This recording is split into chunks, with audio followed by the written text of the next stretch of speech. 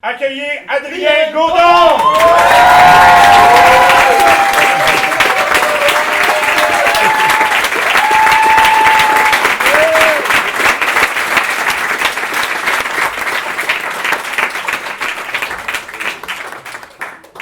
Quand Jean-Marc est venu me voir dans les coulisses, il m'a dit « Ah, c'est génial, t'as plein d'amis ».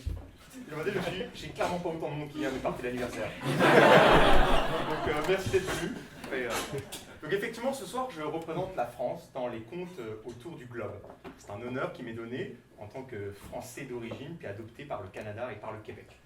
Mais quand on pense au fait d'être Français ici au Canada, au Québec, on se demande pourquoi les gens viennent. Pourquoi les gens viennent au Canada? Quand on est Français, on vient au Canada pour plein de raisons.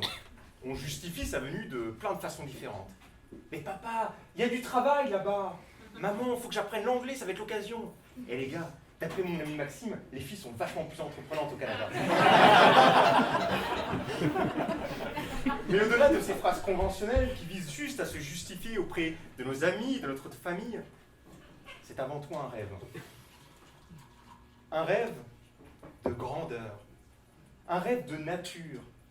Un rêve où on se baladerait à dos de caribou, en pleine forêt, vivant dans un chalet en rondin de bois et partageant une canne de sirop d'érable avec un ours noir domestiqué. C'est ça notre rêve. On vient pour ça. On vient avec ce rêve un peu fou de se mettre au vert en devenant, je ne sais pas, bûcheron. Et on finit tous irrémédiablement à Birulcam en attendant la ligne verte pour être allé dans les grandes tours du centre-ville. Rêve, réalité. Je vais vous parler d'une histoire qui s'est passée il y a 7 ans. 7 ans, c'était l'année où je suis arrivé ici. C'était mon premier été au Québec avec mon ami Cyril. Et je vous dirais qu'on était assez bien intégrés. Donc on se nourrissait presque qu'exclusivement de poutine et de pogo. On buvait de la boréale, de la molson et de la labatt. Principalement parce que c'était les moins chers, mais c'était quand même aussi pour s'intégrer. Donc on était rendu à pousser l'intégration un peu plus loin. Alors ce qu'on a fait, c'est qu'on a pris un covoiturage. Et pendant 12 longues heures, on a roulé en direction de la Gaspésie. Premier arrêt, Gaspé, la ville. À ce moment-là, on avait choisi de faire le tour de la péninsule sur le pouce. Alors, voyager sur le pouce, nous on se trouvait vachement hot à faire ça. On s'était dit, c'est proche de la nature, un peu bohème, à vivre au jour le jour. Hashtag carpe diem, comme disent les jeunes. Mais en vrai, quand on regarde, on a passé beaucoup de temps le long d'une rue sans trottoir, le pouce levé, à regarder passer les voitures qui ne s'arrêtaient pas. À un moment donné, on a vraiment attendu beaucoup de temps. Donc, une fois où on a attendu, je pense, 3 heures, 2 hommes qui font du surf, ça n'a pas beaucoup de succès. Apprentissage, que je peux sortir de ça. Donc, on avait attendu comme 3 heures, puis à un moment donné, on est pris en stop et on nous dépose à notre étape suivante, le parc Forillon. Magnifique parc de la Gaspésie. À ce moment-là, avec le régime alimentaire qu'on avait, on s'était dit qu'il était temps de faire un peu de sport. Alors on s'est dit qu'on va faire une randonnée. On se dit qu'un bon 15 km, c'est comme un petit défi, mais en même temps, c'est pas non plus infaisable, ça nous semble bien. On trouve une randonnée qui nous semble magnifique, elle fait 15,2 km, et elle s'appelle le Sentier Les Graves. J'ai la description sur moi, je vais vous la lire, juste pour vous mettre dans l'ambiance, donc si vous avez envie, vous pouvez fermer les yeux, et vous laisser bercer par cette description de la randonnée. Le Sentier Les Graves perce des boisés, et traverse des champs en friche qui surplombent des anses argentées. Des mammifères marins, des ours et des porcs-épics s'y laissent parfois apercevoir. À Cap-Gaspé, juché sur une falaise de 95 mètres, veille un phare blanc et rouge. C'est beau, hein? La randonnée est encore plus belle que la description. Donc, on part pour la randonnée, et puis, fait quand même marquant pour la Gaspésie, c'est que ce jour-là, il fait très très beau, et grand soleil, grosse chaleur. Pour ceux qui ne connaissent pas la Gaspésie, c'est un peu comme la Bretagne en France, et donc la météo, c'est pas son point fort. Okay. Donc on part, on marche, on n'est clairement pas très en forme, on marche, puis à un moment donné on voit un petit renard qui part dans un chemin et on se dit oh, on va le suivre pour le prendre en photo. À l'époque on n'avait pas d'iPhone, on avait les vrais appareils photo. Alors on le prend en photo et tout, puis on se dit hey, il me semble que ce chemin-là, ça serait un bon raccourci pour aller plus vite à notre point de destination. Je vous la fais courte, ça n'était pas un raccourci, et ça a allongé de plus de 8 km notre itinéraire. On marche, on se fatigue, on commence à râler, on n'est pas bien, mais notre objectif de voir Cap-Gaspé est plus fort que tout. On a les jambes qui s'alourdissent, on perd le moral, mais on garde le cap. À ce moment-là, entre deux personnes excessivement intelligentes que nous étions, on choisit d'adopter une nouvelle stratégie. À partir de maintenant, on va courir dans les descentes. On va pas vraiment courir, on va plus se laisser tomber. Et faire travailler la gravité sur nos articulations. D'après nos calculs très poussés, alors ça va être plus le fun, être plus rigolo, ça va passer plus vite, on aura moins mal aux genoux et donc on se fatiguera moins. Alors c'est vendu, ça a été décidé à l'unanimité. À partir de maintenant, on marchera en grimaçant dans les montées et on courra en riant comme des enfants dans les descentes. On vient de quitter un champ en friche pour un boisé. Si on reprend la description que j'ai donnée à M. Hubert, ici présent, on se rappelle que c'est le signe qu'on approche de Cap Gaspé. On s'approche du point de vue. L'excitation monte d'un cran. On rentre dans la forêt, un boisé, des belles ombres, il fait moins chaud, c'est très agréable. On marche, on marche, on marche, et à un moment donné, quelque chose accroche notre attention. Une crotte. Reposant fièrement au milieu du chemin, elle nous regarde avec défiance. Imposante, encore fumante et molle, sa couleur indique un régime à base de graminées, d'herbes et de fruits. Et là, avec Cyril, comme deux enfants dans une maison hantée qui s'amusent à se faire peur, on commence à déclarer que c'est une crotte d'ours. Oui, oui, oui, oui, oui, il y avait un ours qui était là.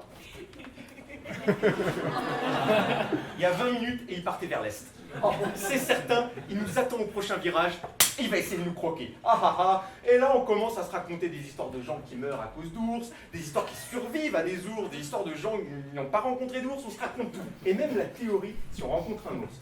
Oui, mais tu sais que si tu rencontres un ours, en fait, il a plus peur de toi que toi de lui. Il te suffit de te grandir, de t'élargir et de faire beaucoup de bruit avec ta voix, il aura peur.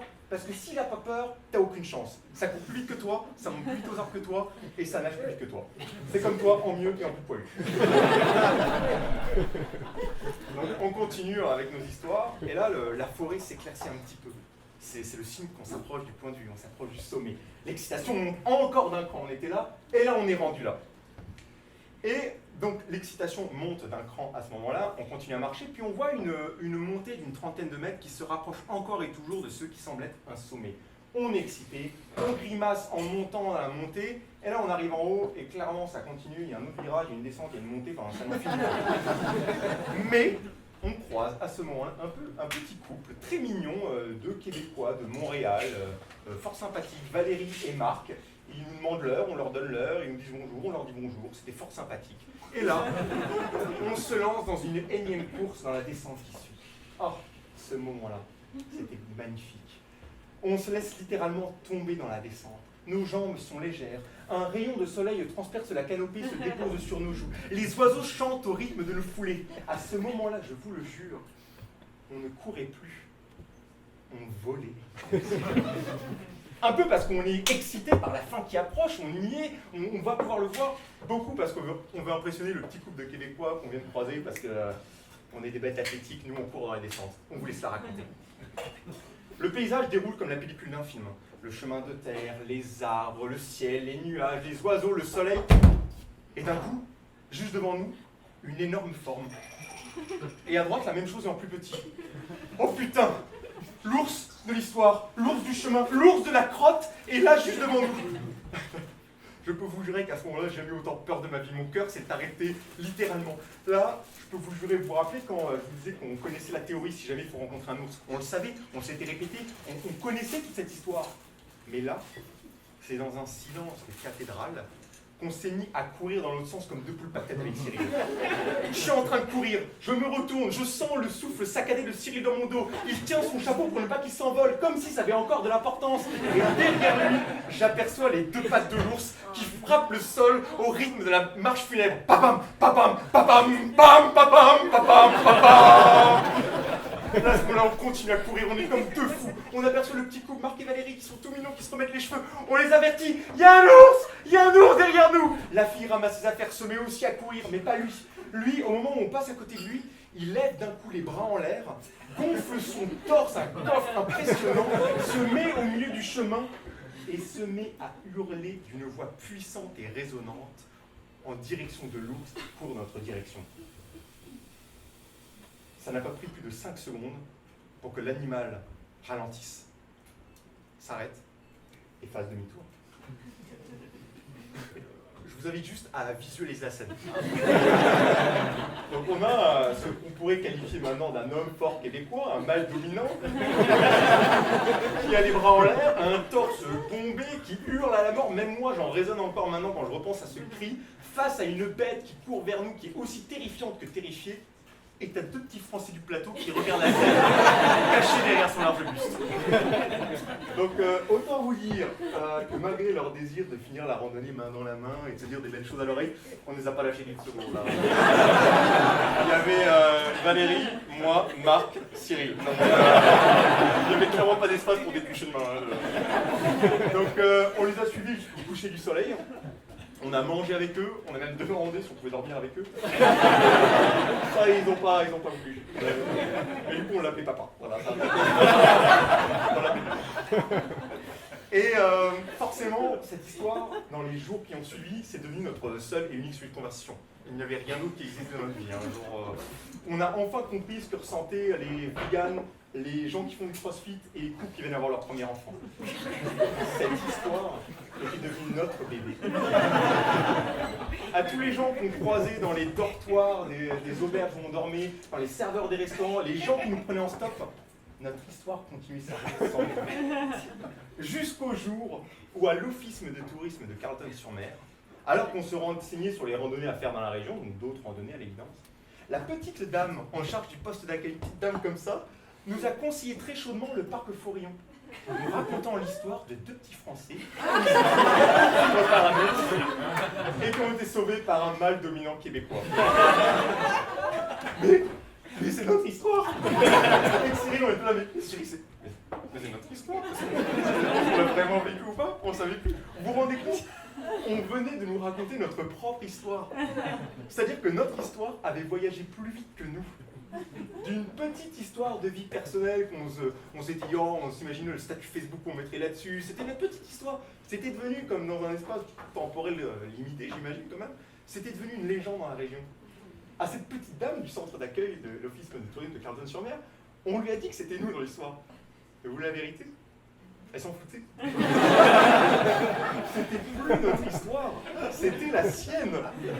Et là, j'ai regardé mon histoire, qui était mon histoire préférée, j'avais l'impression d'être comme un papa regardant son enfant qui était à la maison pour la première fois, partir refaire sa vie. Je me suis dit, allez, je vais te laisser grandir, je vais te laisser peut-être modifier. Ça se trouve, non, maintenant, on n'est même plus Adrien et Cyril, on est comme, je sais pas, on était 10, et puis c'était 20 jours, je sais pas si l'histoire est devenue.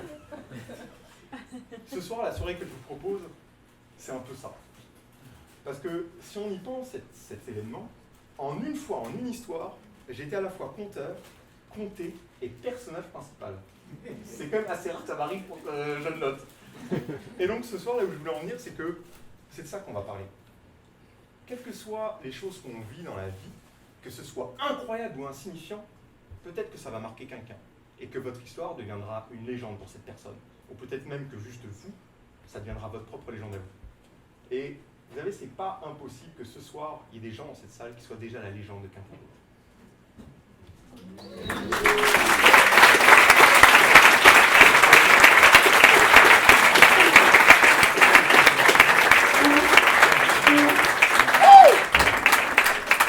Bon, on s'entend que niveau instinct de survie, ça n'a pas été notre point fort, cette randonnée. C'est pas là où on s'est le mieux illustré.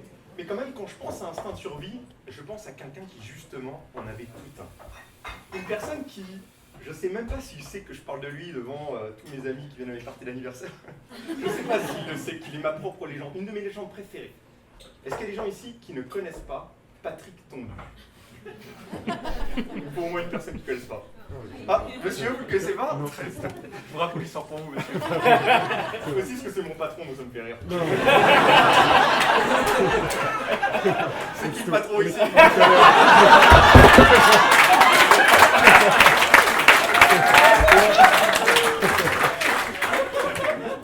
Donc voilà.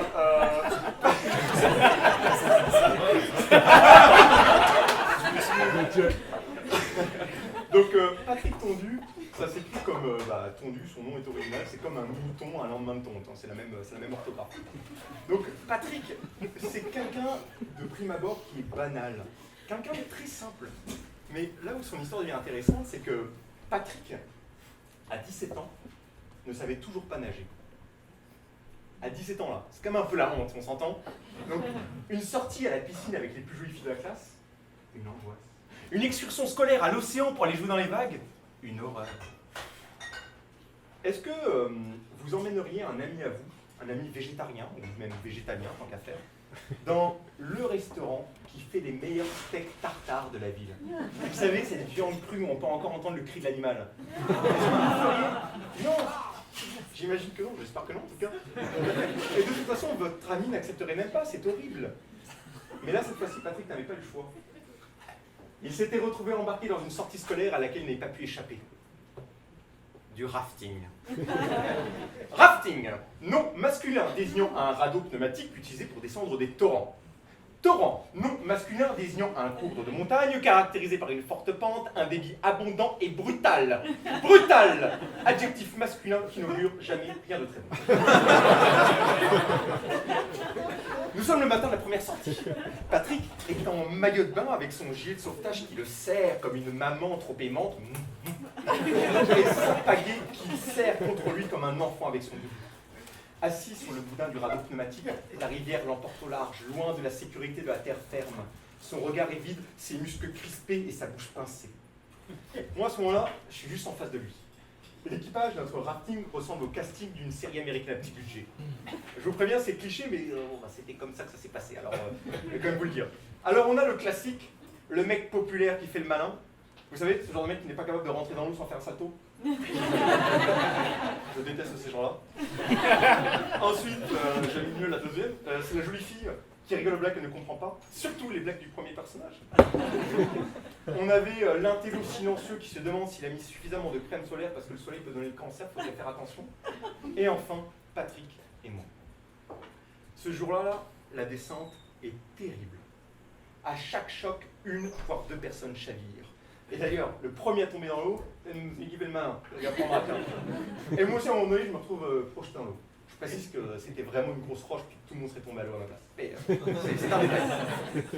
Là, je vois des gens qui sont empathiques et qui se disent, mais Patrick là-dedans, mais Patrick, il sait pas nager. Bon, d'accord, il a un gilet de sauvetage, mais quand même, ça doit être effrayant. Qu'est-ce qu'il devient, Patrick? Alors, il faut savoir quelque chose sur Patrick.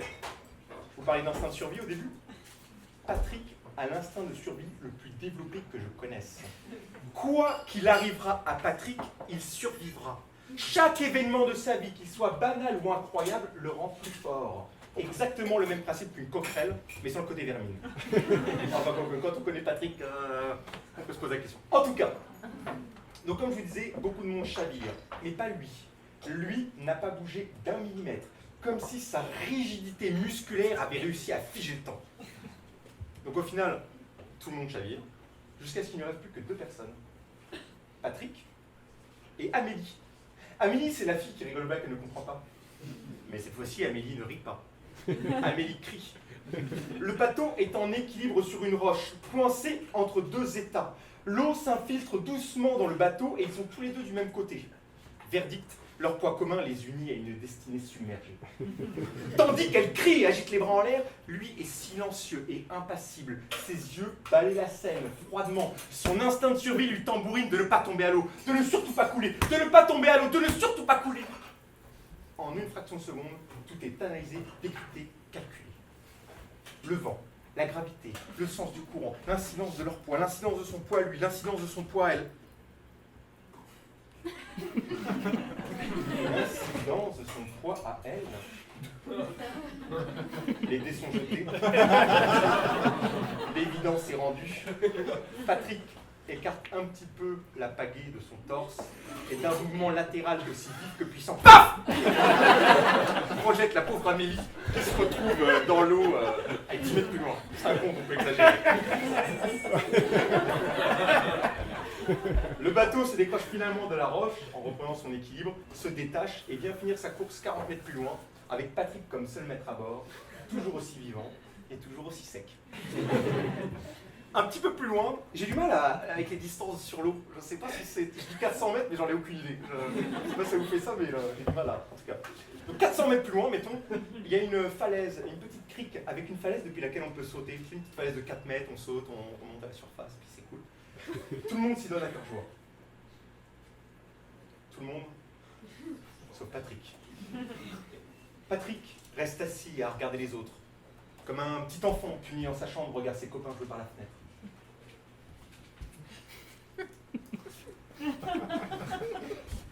Oh. Moi, à ce moment-là, je ne le connais pas vraiment, Patrick. C'est un camarade de classe, mais on n'avait jamais vraiment discuté. Mais quand je vois ça, ça me brise le cœur. Alors du coup, je m'approche de lui et puis je lui dis « Ça va, Patrick ?»« Oui, ça va bien. Est-ce que tu vas sauter? Est-ce que tu aimerais sauter? »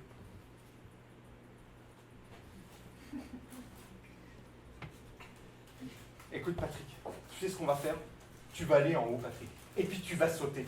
Moi, je vais les mettre dans l'eau, et dès que tu remontes à la surface, tu essaies de m'attraper la main et je te sors de l'eau. Ça va?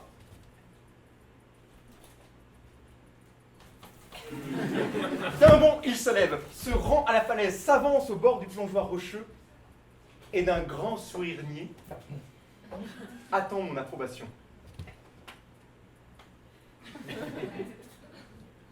Il a sauté droit comme un i.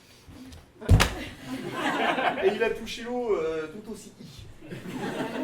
Ce que j'ai trouvé magnifique ce jour-là, et je m'en rappelle encore, c'était son sourire quand il a monté à la surface. C'était le sourire de l'homme le plus heureux du monde.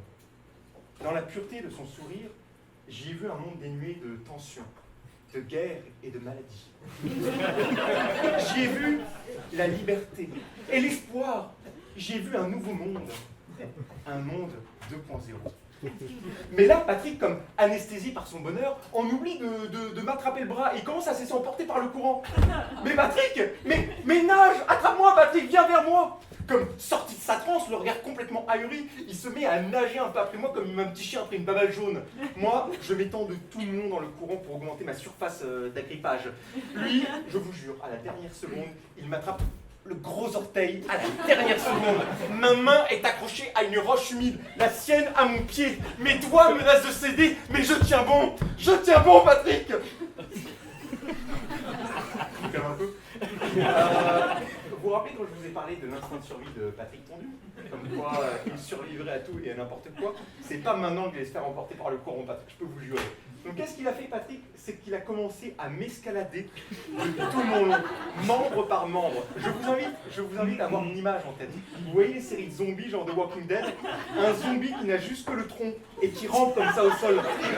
J'avais cette image-là derrière moi. Il m'attrape le mollet, puis les cuisses, enfonce sa main dans mon maillot de bain qui est à un fil d'élastique de laisser partir, et ma fierté et mon nouvel ami. Il m'attrape les épaules, enfonce ses ongles dans ma peau comme un chat qui l'ont fait prendre un bain.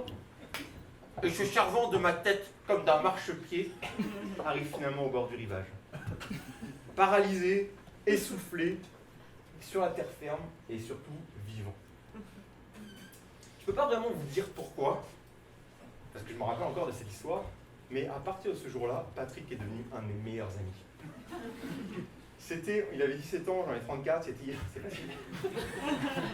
a 17 ans, c'est ça que vous voulez dire. C'était il y a 17 ans. 17 ans que cet homme-là est partie des meilleurs amis de ma vie. Pour ceux qui sont curieux, sachez qu'il a finalement appris à nager. Sur le tard, certes, mais quand même. Il a appris à nager il y a 7 ans. Il y a 7 ans. Soit l'année où j'ai emménagé au Québec et qu'un océan s'est installé entre nous.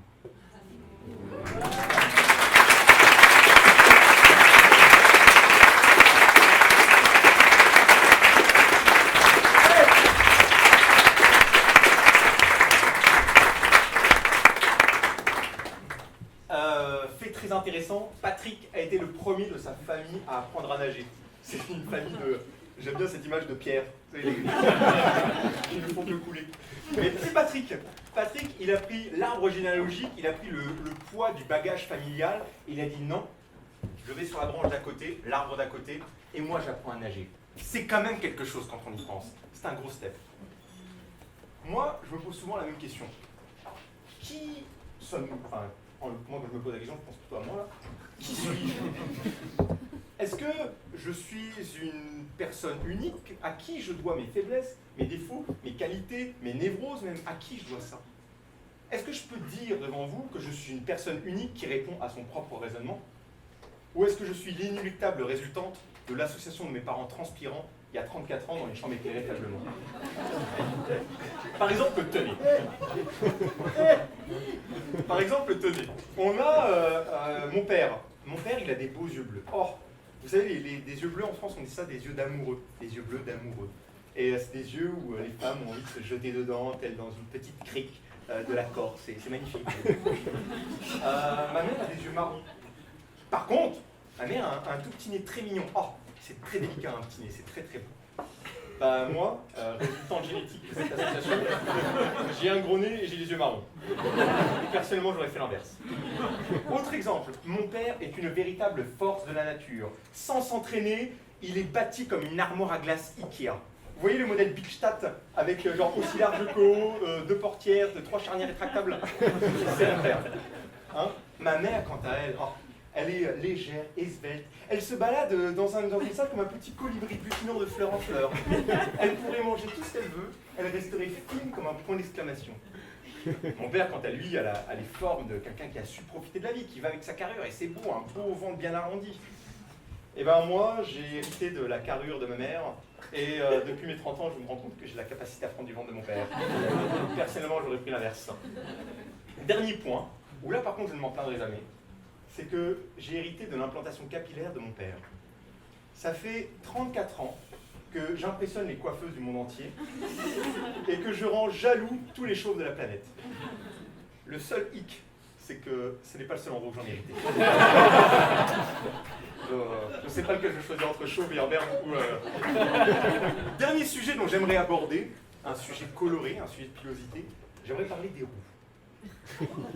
Alors, je précise avant tout que je ne suis pas là pour leur chercher l'époux, car je sais qu'il y en a ce soir parmi nous.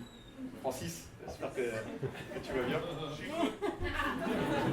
Est-ce que vous saviez, parce que quand j'en ai parlé avec des Québécois, ils n'avaient pas cette référence, au Moyen-Âge, il y avait comme une légende qui disait que les roues n'avaient pas d'âme.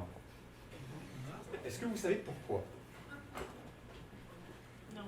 Très bien, merci. Alors, je vais vous dire pourquoi. Donc, au Moyen-Âge, si les roux étaient roux, c'était pas une question de génétique ou de gènes, etc. Non, non. S'ils étaient roux, c'est parce qu'ils avaient côtoyé les flammes de l'enfer en allant pactiser avec Satan, auquel ils auraient vendu leur âme en échange de quelques services. Premièrement, la couleur de leurs cheveux, des flammes ou des cheveux brûlés. Et deuxièmement, ces taches de rousseur qui parsèment leur peau, ça ressemblerait pas un petit peu à des traces de brûlure? En tout cas, à l'époque, c'était le cas. De nos jours, on les taquine toujours, souvent gentiment, mais parfois méchamment. Alors qu'au lieu de les railler, on devrait les envier. Eux qui, par leur pilosité cuivrée, rappellent à nos cœurs le soleil au coucher. Je profite de l'intimité installée pour vous donner un secret. Un secret bien gardé depuis des milliers d'années. Je ne sais pas si ce soir ça se voit, mais je vous jure que c'est vrai. Je suis moi-même doté d'une barbe rousse. Brun, barbe rousse. C'est pas ça le secret. C'est clairement pas ça. Est-ce que vous vous êtes déjà demandé d'où provenait la rousseur? Quand la barbe d'un roux rayonne d'un éclat qui vous mettrait la frousse, c'est qu'en fait elle reflète ce que nos cœurs ont à offrir de plus fort. Et oui, nos cœurs de roux, ils sont en or.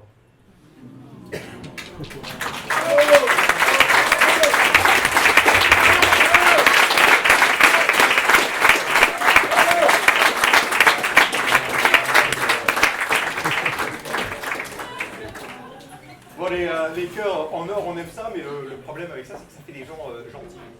Mais un peu trop gentils. Donc, moi, personnellement, je me soigne à tous les jours, mais dire non est une souffrance. C'est pas une activité que j'aime beaucoup. Engueuler quelqu'un, aller aux premières moissons et dire à la personne d'en face, excusez-moi, j'étais là avant vous. C'est pas mon activité préférée. Mais sachez que je vous vois sourire. Et vous dire, oh, il exagère, c'est une chance d'être gentil, il en faut plus des gentils sur cette planète. Mais c'est faux. Et Hollywood est formel. Parce qu'en dehors d'Amélie Poulain là, et de quelques documentaires sur le christianisme, on verra jamais un film basé sur un gentil qui réalise des choses gentilles pour des personnages gentils. Non, c'est chiant. Excusez-moi, je m'emporte un petit peu, mais ça m'affecte.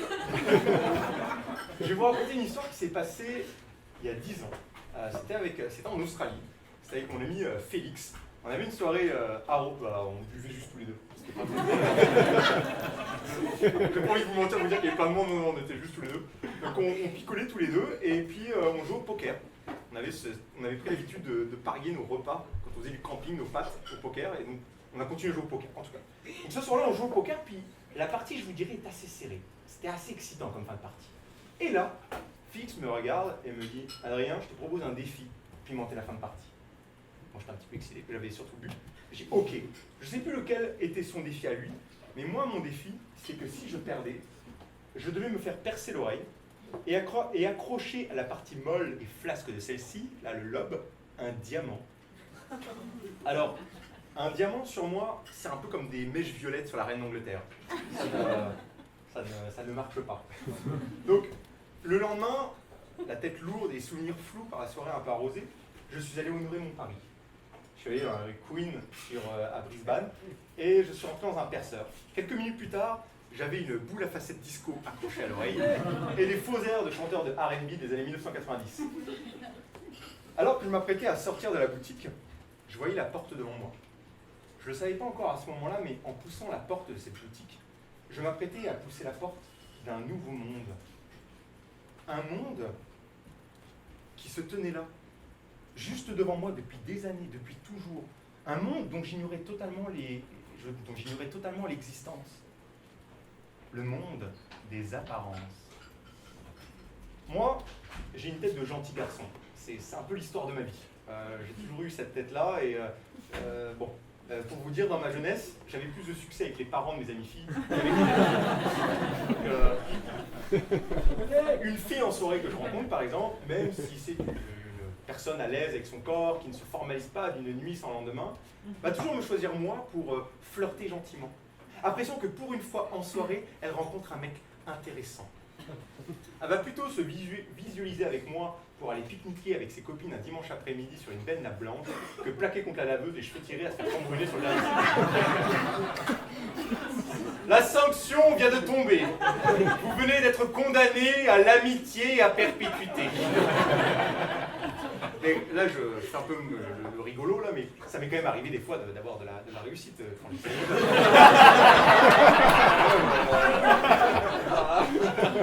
Et bien, c'était souvent moi, Adrien Godon, informaticien de père en fils, le premier être sur cette terre qu'elle ramènera chez elle, mais avec qui elle ne voudra pas coucher le premier soir. Appréciant que ce qu'on a entre nous, c'est spécial, il ne faudrait pas précipiter les choses. Ça gâcherait tout. Oh, t'es tellement compréhensif. Mais laissant m'endormir avec mon afflux sanguin mal placé. J'en reviens à mon diamant. Comme je vous le disais, je ne le savais pas à ce moment-là, mais je venais de pousser la porte de ce nouveau monde. Et parce que, croyez-le ou non, mais la perception que les gens avaient de moi a complètement changé à partir du moment où j'ai eu ce petit appendice brillant accroché à l'oreille. Les gens qui venaient me parler dans les bars ou dans la rue n'étaient plus du tout les mêmes. Les interactions que j'avais avec eux n'étaient plus du tout les mêmes. On me prêtait une vie et une réputation toute nouvelle. Le rêve. C'était le rêve. Je me souviens encore, j'étais en Nouvelle-Zélande cette fois-ci, je parlais avec une fille, puis elle me parlait, elle était intéressée par ce que je disais, mais en même temps elle avait les bras croisés comme ça. Et donc on parle, puis à un moment elle m'arrête, elle me dit « Non mais toi, je les connais les mecs comme toi. Toi t'es un player. T'es juste là pour coucher avec les filles, je les connais, mais comme toi moi je me laisse pas avoir. » Comment ça se passe? Est-ce que c'est vraiment de moi qu'on parle ici? Vous imaginez? J'aurais pu démentir, lui prouver à quel point elle avait tort, à quel point elle m'avait mal jugé. Mais je n'ai rien dit. Pire, j'ai souri. Enorgueilli par son erreur, je me suis autorisé avec cette personne le temps d'une soirée. Et là, je me suis dit, ok, qu'est-ce qu'un mec avec un diamant ferait? Alors, je me suis fait une position assurée, j'ai gonflé le torse, et je n'ai fait que des monosyllabes et des phrases très courtes. Ouais. Non.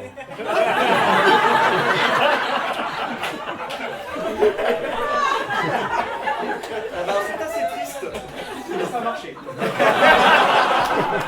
Parce que ce soir-là, j'ai fait le trio complet. Je suis rentré avec elle, je suis rentré chez elle, et je me suis rentré en elle. Bon. J'aurais vraiment aimé pouvoir aller au bout des choses. Vous savez, me relever direct après l'acte, remonter mon pantalon et la fermeture de ma braguette en un éclair, et de lâcher un petit hey, c'était cool. Je te rappelle à l'occasion. Ciao. Ciao bébé.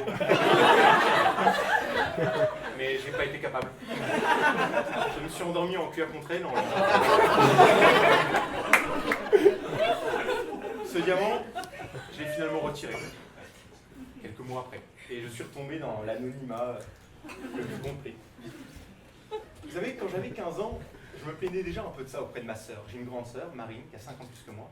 Et je lui disais, oui, je ne comprends pas pourquoi mes copains ils ont plus de succès que moi et tout ça.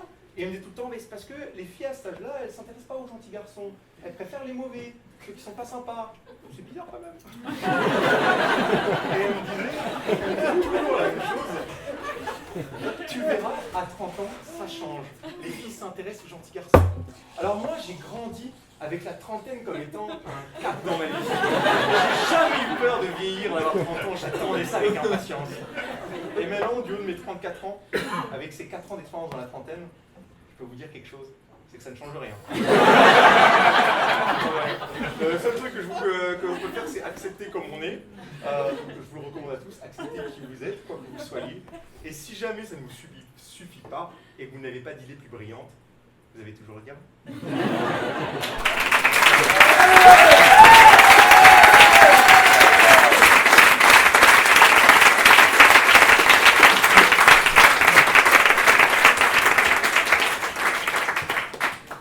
Ça, c'était un peu mon histoire. Je ne sais pas s'il y a des gens qui sont retrouvés là-dedans, puis j'imagine que personne ne va me le dire, mais si jamais, je serais très content que ce soit le cas. Là, c'est bientôt l'entracte. C'est-à-dire que je vais vous faire une dernière histoire, puis après vous pourrez remplir vos verres, vider vos vessies et discuter entre vous, ça va être un beau moment. Donc, avant de vous quitter pour l'entracte, j'aimerais vous offrir un portrait. C'est le portrait qui m'a été inspiré par une amie à moi. Je n'ai jamais dit que c'était elle, mais elle me regardait tout le temps et me disait « Adrien, je sais très bien que c'est moi que tu parles !» Mais bon, je ne l'ai jamais dit, donc ça n'existe pas, ce n'est pas vraiment elle. Donc, j'aimerais vous parler d'une femme, d'une belle femme légère. Vous savez, du genre qui sait plaire. Mais surtout d'une personne entière, qui donne sans jamais attendre en retour. Bon, sauf peut-être un peu d'amour, mais ça ne le dit pas. Donner, ça fait partie de moi. Plus elle est généreuse, plus elle se sent heureuse. De toute façon, c'est vrai, elle ne conçoit pas la vie au singulier. Et elle aime à dire qu'au pluriel, elle est encore plus belle. Des histoires, elle en a vécu un tas. S'amourachant de plein de gars qui finissaient toujours par la décevoir en ne voulant plus la voir que le temps d'un soir. Elle disait « Les hommes sont tous les mêmes », jusqu'à ce qu'elle rencontre celui-là même, qui un jour lui a dit « Je t'aime ». Un mec banal, mais je sais pas, il avait ce don de lui donner l'impression qu'ensemble, ça pourrait être pour de bon. Ça faisait 4 mois à tout casser, mais il l'avait toujours pas trompé et semblait vouloir rester. Pour elle, c'était déjà un succès. Oh, elle se souvient de ce jour comme si c'était hier. Il était en elle avait les jambes en l'air et entre deux coups de rein, ses seins entre ses mains, il l'a dit, il a joui et il s'est finalement endormi. Ah, je t'aime. Il a juste dit une fois et n'a plus répété, jamais. Mais elle savait qu'il le pensait. Oh, il est comme ça. Oh, il est comme ça. Et puis, en fait, elle s'en foutait. C'est un petit peu comme la virginité, ça. Il ne suffit que d'une fois. Eh ouais, on me l'a dit à moi. À partir de là, les choses sont accélérées. Elle a laissé sa brosse à dents chez lui, puis quelques vêtements aussi. À cause de puces de lit qui avaient envahi son habitat, elle est allée chez lui, mais juste pour un mois. Ça s'est éternisé et elle est restée. Ils n'en ont jamais vraiment parlé, ça s'est fait naturellement. Mais elle savait qu'il le pensait, qu'il était content, que c'était ce qu'il voulait. Oh, il est comme ça. Il est comme ça. 2 ans de vie commune, 2 ans ensemble. Leur histoire n'était certes pas celle des films d'amour, mais une routine rassurante avait vu le jour. Puis vint ce soir de décembre où, dans un bar froid, il lui a dit « Je ne t'aime pas ». Sèchement. Il l'a laissé planter là. Il a bien sûr pris le temps de lui expliquer pourquoi, mais elle ne l'écoutait pas.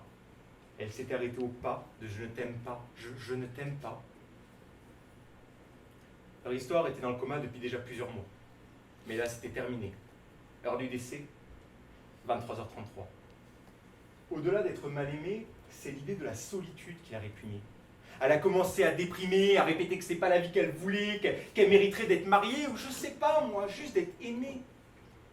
Et puis tout lui rappelait à lui, à celui qu'il y a encore quelques nuits, elle appelait mon chéri. Today is gonna be the day that they're gonna throw it back to you. Right now, you should have somehow realized what you gotta do. I don't believe that anybody feel the way I do. Leur musique préférée passait tout le temps à la radio.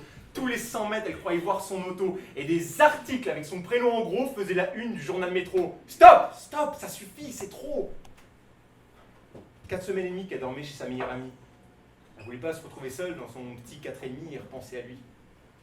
Non mais le pire, c'est qu'il ne lui écrivait même plus. Elle pouvait même pas faire semblant qu'elle n'en voulait plus. Bon, elle a quand même reçu le fameux texto « Tu dors-tu ?» de 3h du matin, mais elle n'a pas répondu. Bon, en vrai, elle avait vraiment envie, elle a voulu, mais son ami l'en a défendu.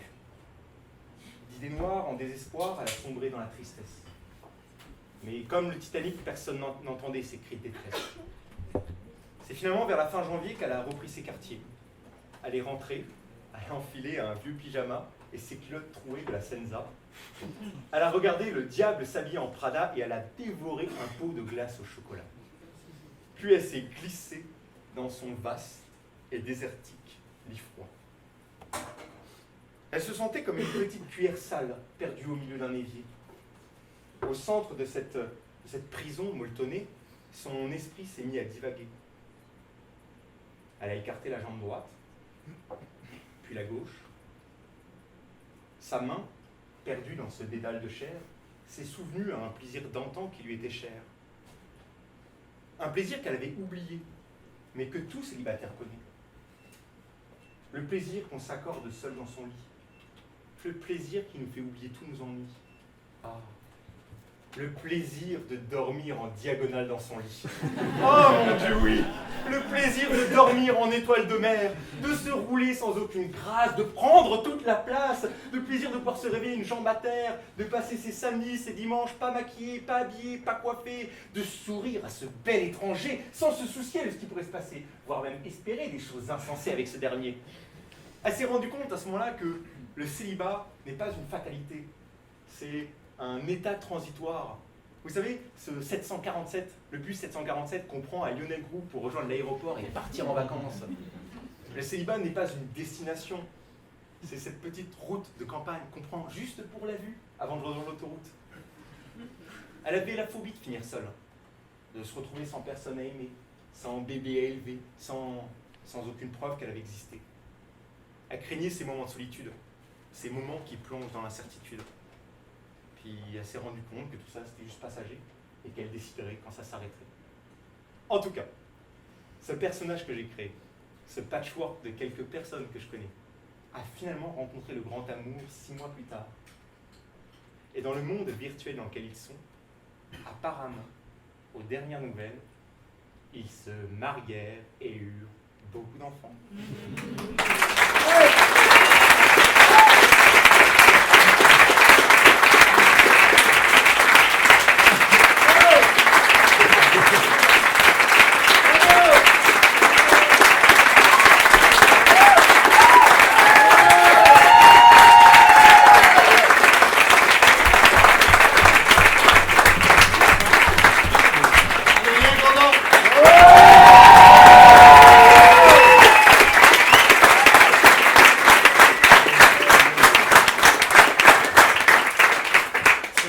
On va pas encore faire. Mais je peux dire que vous n'êtes pas déplacé pour vous, hein? Ça sonne comme la fin d'un spectacle. Et il arrive parfois qu'à la fin d'un spectacle, avec un tel public, n'ayons pas peur des mots, et un tel conqueur, n'ayons pas peur des mots, on s'emballe sur scène. Je m'emballe sur scène et je casse ce qu'on appelle une tournée de shooter en fin de soirée. J'ai l'impression qu'on va l'avoir précoce puis anticiper, la tournée de shooter. Et j'aimerais, à l'instant, cher Félix, vous dire qu'on va vous offrir une tournée de 10 shooters de vodka. Jean-Marc, Oui. tu t'emballes, mais j'ai le goût de m'emballer aussi. Puis puisque j'ai entendu une magnifique histoire qui parlait des roues.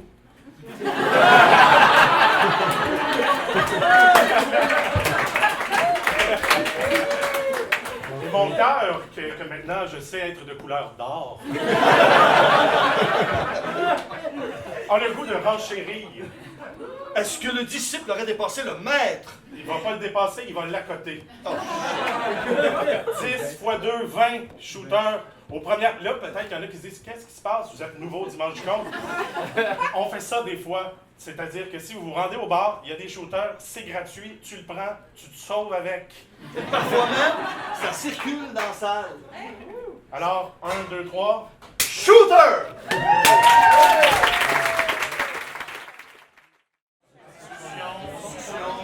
Animation, amitié, polémique. passage. Vous savez, monsieur, que même quand vous vous penchez, quand vous passez devant le train, On vous voit. fait que vous laissez faire, penchez-vous pas, ça... C'est pas nécessaire. Non. Hey, c'est presque indécent de vous interrompre dans vos discussions, dans vos libations. Et on a fait un petit commentaire, je ne sais pas d'où c'est parti. J'écoutais Adrien. Et c'est quoi l'afflux sanguin? Ah, moi, j'ai une expression qui va me servir, je le sens dans ma vie. Un afflux sanguin mal dirigé. Il n'y a pas un Québécois de souche qui va te lancer cette phrase-là, n'importe quel des amis. Et je le Ah, dis. moi, un shaft, là, c'est fini. C'est fini. Il n'y a pas un Français qui comprend. Non, puis ça, c'est ça qui est le fun, d'écouter des conteurs de différentes origines, de différentes cultures. On a beau parler la même langue, on ne parle pas la même langue. Si, quand même, sur la base, mais il y a des expressions, il y a une manière d'utiliser le lexique. Nous, souvent ici, on n'a pas toujours le mot exact qui dit la chose exacte. Et quand on ne l'a pas, on fait ce qu'on appelle une périphrase. Et les Français qui sont gentils vont dire, vous faites de la poésie. Parce que vous n'avez pas le mot exact. Et je blague à peine, mais c'est vrai que ça influence ton langage. J'étais au comptoir tantôt, on discutait. Je disais, ben je veux pas ici. L'Académie française, quand elle a normalisé la langue, l'Atlantique, c'était long, avant que ça arrive, la normalisation. Fait qu'on restait avec ce qu'on appelle aujourd'hui des archaïsmes. Un vieux François, un français en guillemets pur. Et c'est intéressant parce que ça fait deux rapports à une même langue, mais qui donnent des expressions différentes. Et de voir Adrien arriver avec ses expressions, ce mot juste, avec ce côté-là, c'est un pur bonheur. Et si jamais il y avait un Québécois, une Québécoise ici qui a fait « Ah, maudit français », sachez une chose. Ça veut dire que tu as 65 ans, c'est clair. Oui. Non, mais pour l'expression maudit français. Non, mais Luc, c'est l'exception qui confirme la règle. Non, je vous dirai une chose. Adrien, c'est un discours que je tiens souvent et puis il faut que tu cautionnes et que tu valides tout ce que je vais dire. Merci, Francis.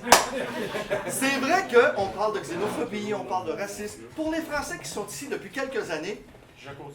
ouais, souvent, tu es dans une soirée et dès qu'un Français ou un Français prend la parole, ah bon, le Français a parlé.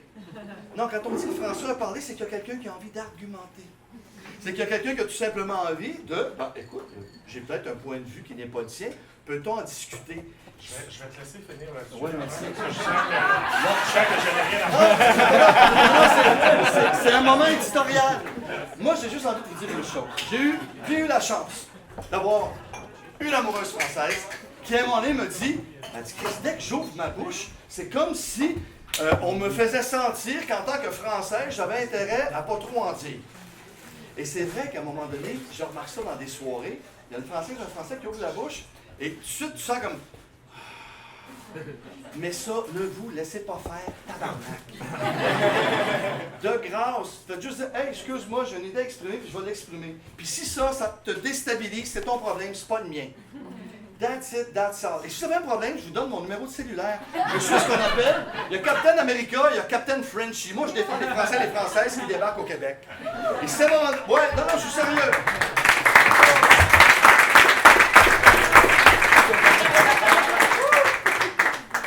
C'est tout ce que je voulais dire, c'est aussi simple que ça. C'est vrai que vous nous faites chier des fois. Quand vous comparez comment ça se passe chez vous, comment ça se passe ici, je vous donne un truc d'une diplomatie incommensurable. Ça fait que tu donnes pas d'arguments au Québec quand t'es en face de toi. Fait que s'il dit, bon, le Français a parlé, toi tu sais que t'es cool, t'as été diplomate dans le tapis, t'as pas essayé de comparer chez vous, chez nous, donc tu peux foncer, hey! j'ai une idée à exprimer. Si cette idée va te déstabiliser, c'est ton problème, c'est pas le mien. Mesdames et messieurs, j'aimerais qu'on accueille quelqu'un que je défends depuis 3 ans avec mon bouclier Captain Frenchy. Adrien, toi que j'ai défendu plusieurs fois, je te demanderai de passer sur ce bouclier invisible. Prends ta place, mon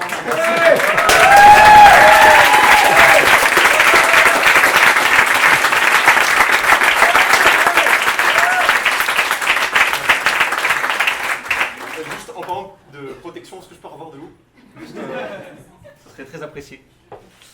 Donc, avant l'entracte, on a parlé de gentillesse, on a parlé de cœur en or et par extension de grand cœur. Le grand cœur, ça me fait penser à quelqu'un qui justement en avait tout un.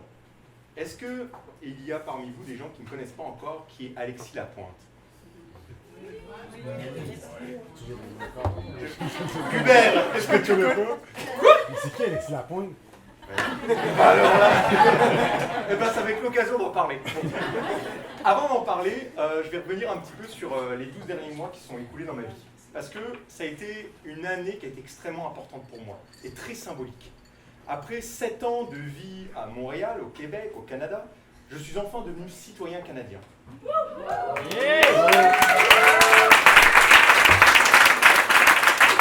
C'est quand même une étape super importante. Mais pour arriver à obtenir ce Graal, obtenir le passeport et pouvoir dire qu'on est un sujet de la reine, c'est comme ça que ça se passe, j'ai dû prouver que je le méritais. J'ai dû prouver que je vous méritais. En passant l'examen de citoyenneté. Alors, ça existe vraiment. Oh, un verre d'eau. Merci beaucoup. Ah, j'en marque en plus.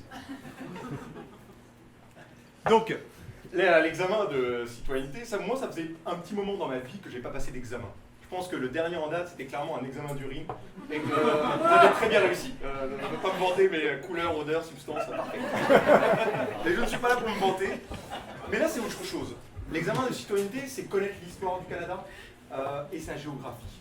Si on devait rendre ça simple pour expliquer à quelqu'un, tu prends toutes les rues de Montréal, tu prends ses parcs, tu prends son aéroport. Grâce à l'examen, tu comprendras enfin de qui on parle. Par exemple, Sir Wilfrid Laurier, le premier Premier ministre francophone du Canada. Maisonneuve, un des fondateurs de la ville de Montréal. Jeanne Mance, une des fondatrices de la ville de Montréal. Et enfin, Louis-Hippolyte Lafontaine.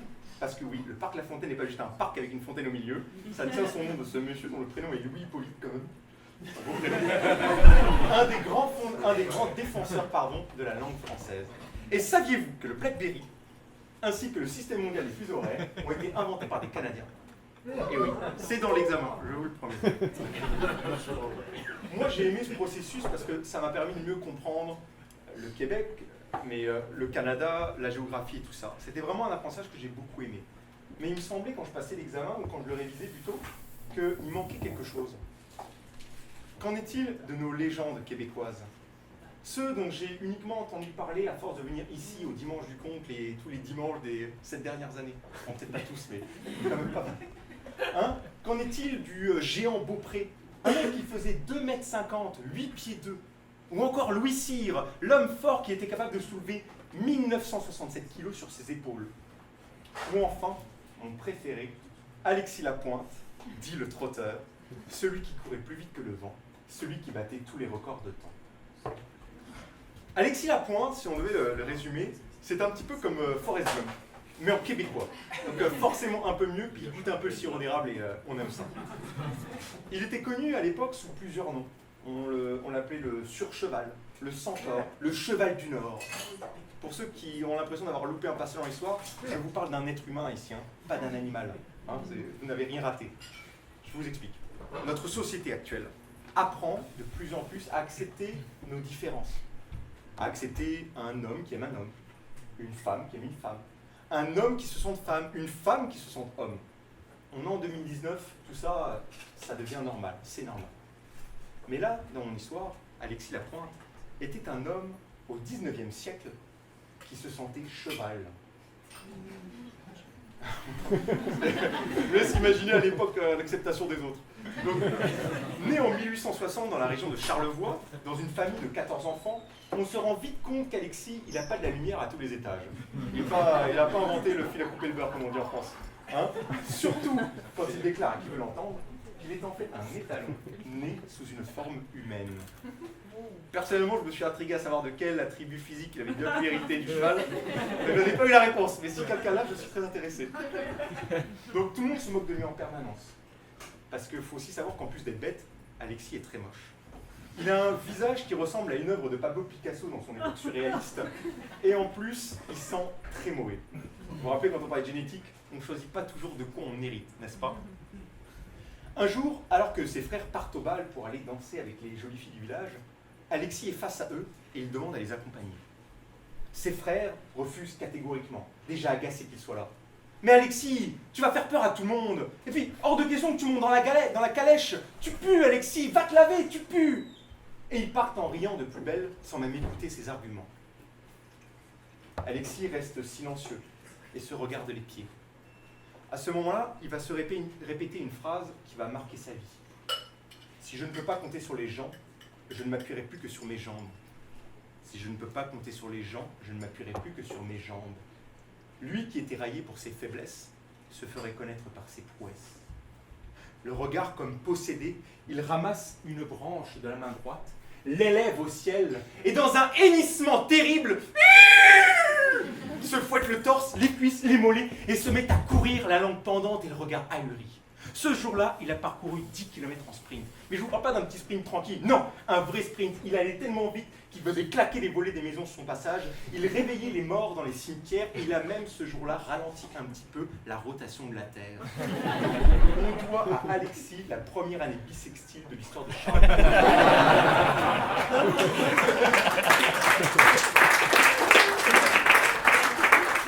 Et donc, il arrive forcément avant ses frères à la soirée, le torse bombé de fierté, tapant du sabot au rythme de la musique, et il s'en va voir les jolis jupons qui tournoient sous le chapiteau. Il faut savoir qu'Alexis, il aimait les femmes. Beaucoup. Et je ne vais pas vous mentir que la réciproque n'était pas vraie. Il se prenait certes pour un cheval, mais ce n'était pas vraiment ce qu'on appelle un bel étalon. Pour tout vous dire, quand les femmes le voyaient, elles tournaient les talons, et quand elles le sentaient, elles tournaient de l'œil. C'est pas pratique pour rencontrer l'amour, on s'entend. Donc autant vous dire que ce soir-là, il est rentré bredouille, la queue entre les jambes. Seul, certes, mais en courant, toujours. En parlant d'amour, les femmes qu'on aime tant, est-ce que vous savez comment Alexis pouvait courir si vite et si longtemps? Son cœur. Je vous en parlais au début. Vous vous rappelez, un grand cœur. Quand on est un bébé, on a un cœur immense. C'est pour ça qu'un bébé passe son temps à faire caca. Hein, le cœur prend toute la place, l'estomac fait la taille d'un pois chiche, tu manges un cornichon, t'as le repas lavé qui sort. C'est géométrique. Mais avec le temps, les organes prennent une taille normale, le cœur se régule et l'estomac prend une taille telle qu'on la connaît aujourd'hui. Mais Alexis, lui, a toute sa vie gardé son âme d'enfant. Et donc, le cœur qu'elle a avec. C'est triste d'affronter la vie avec un cœur d'enfant. Et je peux vous jurer qu'un cœur de cette taille-là vous propulse du sang à vous en faire exploser les aortes. Et ça, Alexis, il était peut-être bête, mais il l'avait bien senti. Donc à partir de ce moment-là, à partir de cette course contre ses frères, c'est là qu'on commence à entendre des histoires sur Alexis qui se racontent. On commence ici et là le nommer le trotteur. Et il accepte à cette époque-là tous les défis de course. Il affronte les plus grands coureurs de son temps et les coureurs les plus médaillés du pays. Et le plus drôle là-dedans, c'est qu'il les battait tous un par un. Un jour, alors que son père est sur le quai pour prendre le bateau depuis la Malbaie, Alexis est avec lui et demande à les accompagner. Son père refuse catégoriquement, déjà agacé qu'il soit là. « Non mais Alexis, mais t'as vu ta tête? Tu vas faire peur à tout le monde là-bas. Et puis hors de question que tu montes dans le bateau. Tu pues Alexis, va te laver, c'est pas possible. » Alexis reste silencieux et se regarde les pieds. Son père le dévisage, inquiet. Ouais, il connaît son fils, fort comme un cheval certes, mais surtout têtu comme une mule. Il sait qu'il rumine un mauvais coup. Alexis relève les yeux et regarde son père avec défiance. Papa, très bien. Mais quand vous arriverez à Bagotville, ça sera moi qui prendrai les amarres du bateau. Le regard comme possédé, il ramasse une branche de la main droite, l'élève au ciel et dans un hennissement terrible, se fouette le torse, les cuisses, les mollets et se met à courir la langue pendante et le regard ahuri.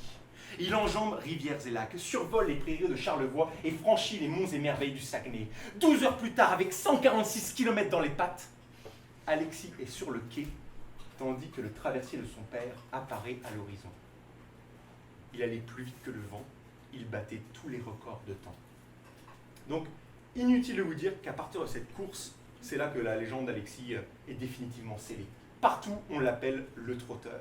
Et devenu légende, on lui fait affronter tout ce qui se déplace. Donc, les êtres humains et les animaux, ça on en a déjà parlé, même les bateaux, mais aussi les voitures qui commencent à faire leur apparition dans la région à cette époque-là, et des trains. Des trains. On comprend tous qu'on parle d'un train.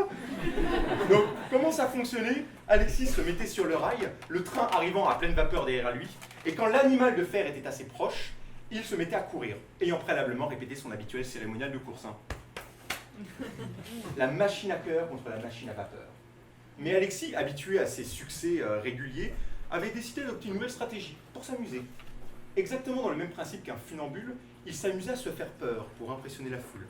Il ralentissait exprès, feignant un coup de fatigue, jusqu'à entendre le souffle coupé de la foule apeurée. Et là, il se fouettait le torse accéléré et semait définitivement son adversaire métallique. Il battait tous les records de temps. Il allait plus vite que le vent. Les années passent et sa jeunesse s'essouffle. Il vieillit, perd un peu de cardio et accepte de moins en moins de défis.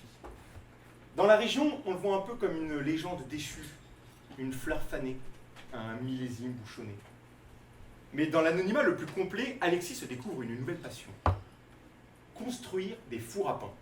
Rien à voir. Rien à voir. Par contre, il était tellement bon là-dedans que ses fours produisaient les pains les plus courus de la région.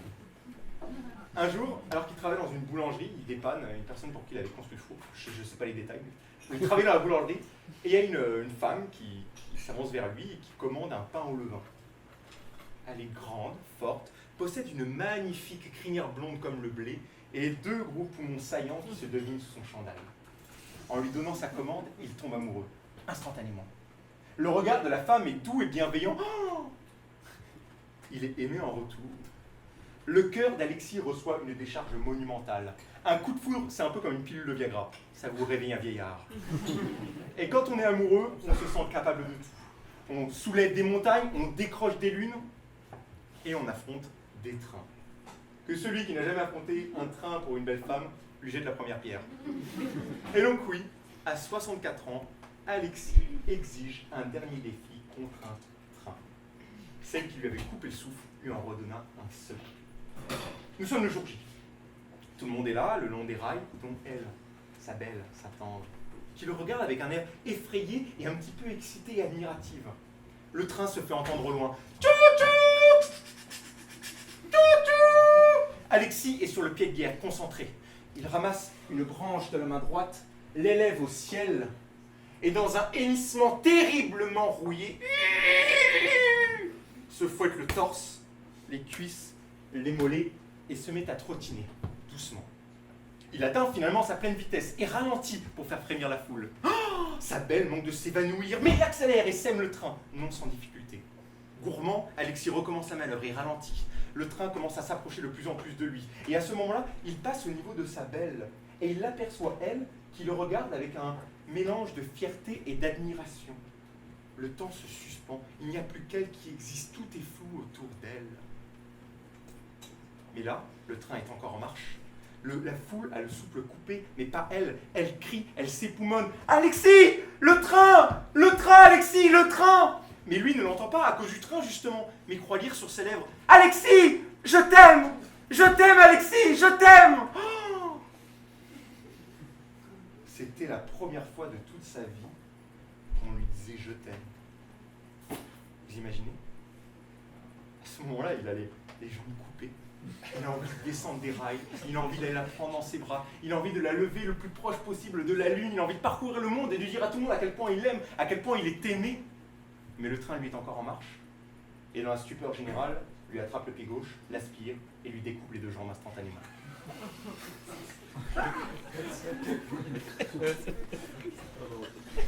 C'est pas drôle.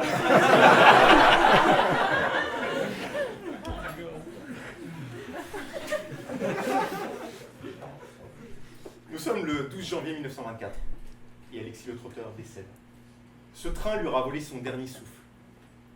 Vous savez, Alexis, quand on y pense, il n'avait rien pour devenir une légende. Il n'avait rien pour devenir le genre de personne à qui on parle devant une foule de spectateurs comme vous. Il était bête, il était moche et il puait. Mais malgré ça, malgré l'incompréhension des autres, malgré les colibés, malgré les moqueries, il a continué à avancer dans sa vie.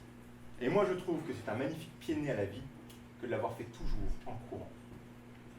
De tout ce que je vous ai raconté ce soir, il n'y a pas de preuves, il n'y a pas de registre, il n'y a pas de compétition, il n'y a pas de livre Guinness des records. Tout ce qu'on sait d'Alexis, c'est raconté par le bouche à oreille. De la Malbaie Charlevoix dans les années 1900 à Montréal ce soir en 2019. Cette histoire, je vous l'offre. Elle vous appartient maintenant. Je vous l'ai racontée parce que ça faisait un petit moment qu'elle me trottait dans la tête. Vous en ferez ce que vous en voudrez, vous n'avez pas de responsabilité avec ça. Mais si je peux vous donner un conseil, c'est de continuer à faire courir.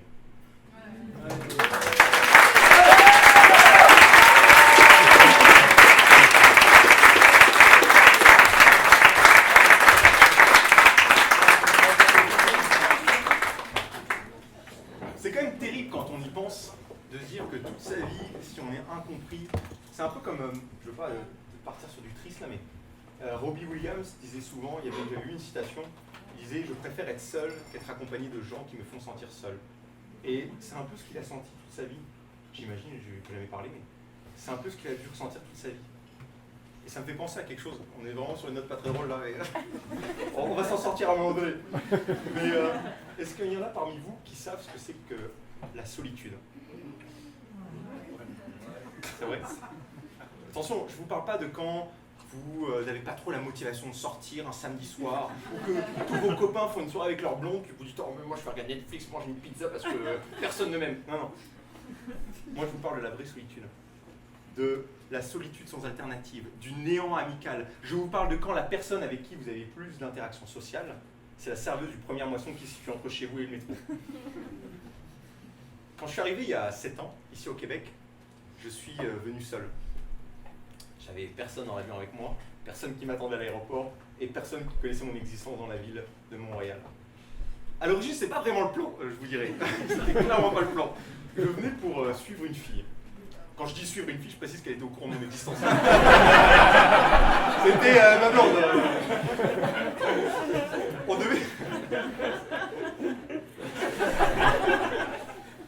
devait se retrouver pour construire quelque chose de nouveau. Nouveau pays, nouvelle ville et plus aucun ami. Le timing était parfait pour construire les fondations d'une nouvelle vie avec comme architecte celle qu'on aime. Ah, vous allez rire, mais moi je trouve ça beau. Je sais pas si vous trouvez ça beau, mais moi je trouve ça très beau. Ben, c'est ce moment précis dans l'histoire que ce personnage, le personnage susnommé, a choisi pour mettre un terme à notre relation. Comme ça, sans crier gare. 3 semaines avant mon vol, 1 semaine avant Noël, j'ai la moitié du casting qui se fait la malle et je vais devoir improviser un nouveau scénario.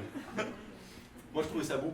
Je voulais qu'on reparte de 0 à 2 et au final je me retrouve juste 1 par moins 20 degrés.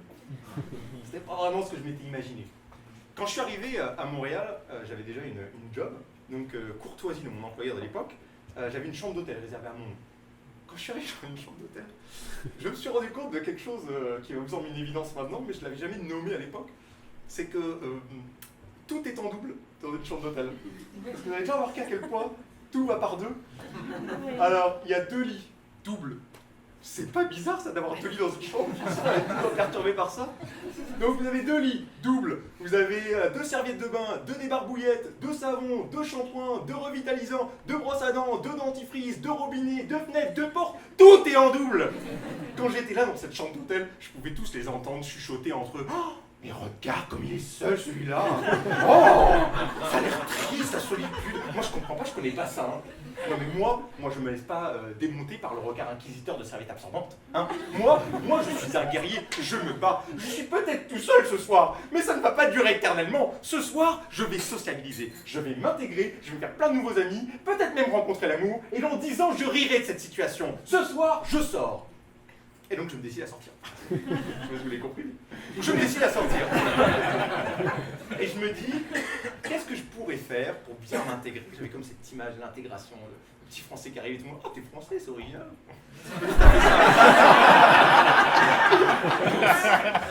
Donc, je regarde sur mon guide du retard et je me dis, je vais goûter la spécialité locale, la spécialité culinaire, qui n'est autre que la... Oui, vous êtes tellement bon. Donc je regarde mon guide du retard et je me dis, bon, il faut que je trouve l'endroit parfait pour briser la glace. Et j'ai trouvé... La banquise. Ah, j'ai tellement bon. C'est un jeu de mots, brise la glace, la banquise. Parfait. Donc, je suis motivé. Je me décide d'aller à la banquise manger une poutine parce que je me dis que je vais sûrement parler avec mes voisins d'à côté puis qu'on va devenir amis et tout. Alors, je descends, je sors de mon hôtel, je descends à Mont-Royal, je descends Berry, je marche sur Rachel. Il fait moins 20 degrés, j'ai le vent en face, mais il n'y a rien qui m'empêchera d'atteindre mon objectif de garder le cap. Et là, j'arrive devant la banquise avec comme dans un film, c'est la la. J'étais vraiment fier et je découvre à ce moment-là un nouveau concept très québécois, pour moi français, qui est de faire la file. Donc je me mets en file, puis je demande, puis je me rends compte que c'est à peu près 1 heure d'attente pour manger. 1 heure d'attente quand on est seul, c'est à peu près un ressenti de 3 heures. C'est à peu près ça. Donc après 3 heures d'attente, je me retrouve dans un petit panneau qui dit « Veuillez attendre qu'une hôtesse vous place, etc. » Donc j'attends. Et là, une femme s'approche de moi, une serveuse, me dit « Bonjour monsieur, vous êtes combien ?» Et puis « Un ?» Elle me répète la même phrase avec un accent fort français. Elle dit « Je vous demandais combien est-ce que vous êtes ?» Ah non, je suis juste une personne, tout seul, je suis tout seul. Bon, elle m'emmène à une table, je m'assois, et là je découvre un concept assez particulier, parce que je me sens à la fois invisible et seul au monde, mais en même temps j'ai l'impression que tout le monde me regarde. C'est très bizarre. Donc j'attends dans mon petit couloir, et une autre serveuse s'approche de moi 5 minutes plus tard. Elle me regarde, elle me dit « Bonjour monsieur, on commande ou on attend quelqu'un ?» Non, personne ne m'attend. Enfin, je veux dire, je n'attends personne. Non, on peut commander. Alors, j'ai commandé une grosse galvaude et une pinte de coups de grisou. Je n'ai aucune idée de ce que c'est à ce moment-là dans l'histoire, mais elle m'a listé toutes les options possibles, j'ai paniqué, j'en ai choisi un au hasard, le dernier. Donc, j'ai découvert la galvaude et la pinte de coups de grisou. Donc, elle part. 5 minutes plus tard, je vous jure que c'est vrai tout ça. 5 minutes plus tard, il y a un client, un peu l'air perdu, qui s'approche de moi, qui me dit « Excuse-moi, cette chaise est prise ou je peux la prendre, t'attends quelqu'un ?»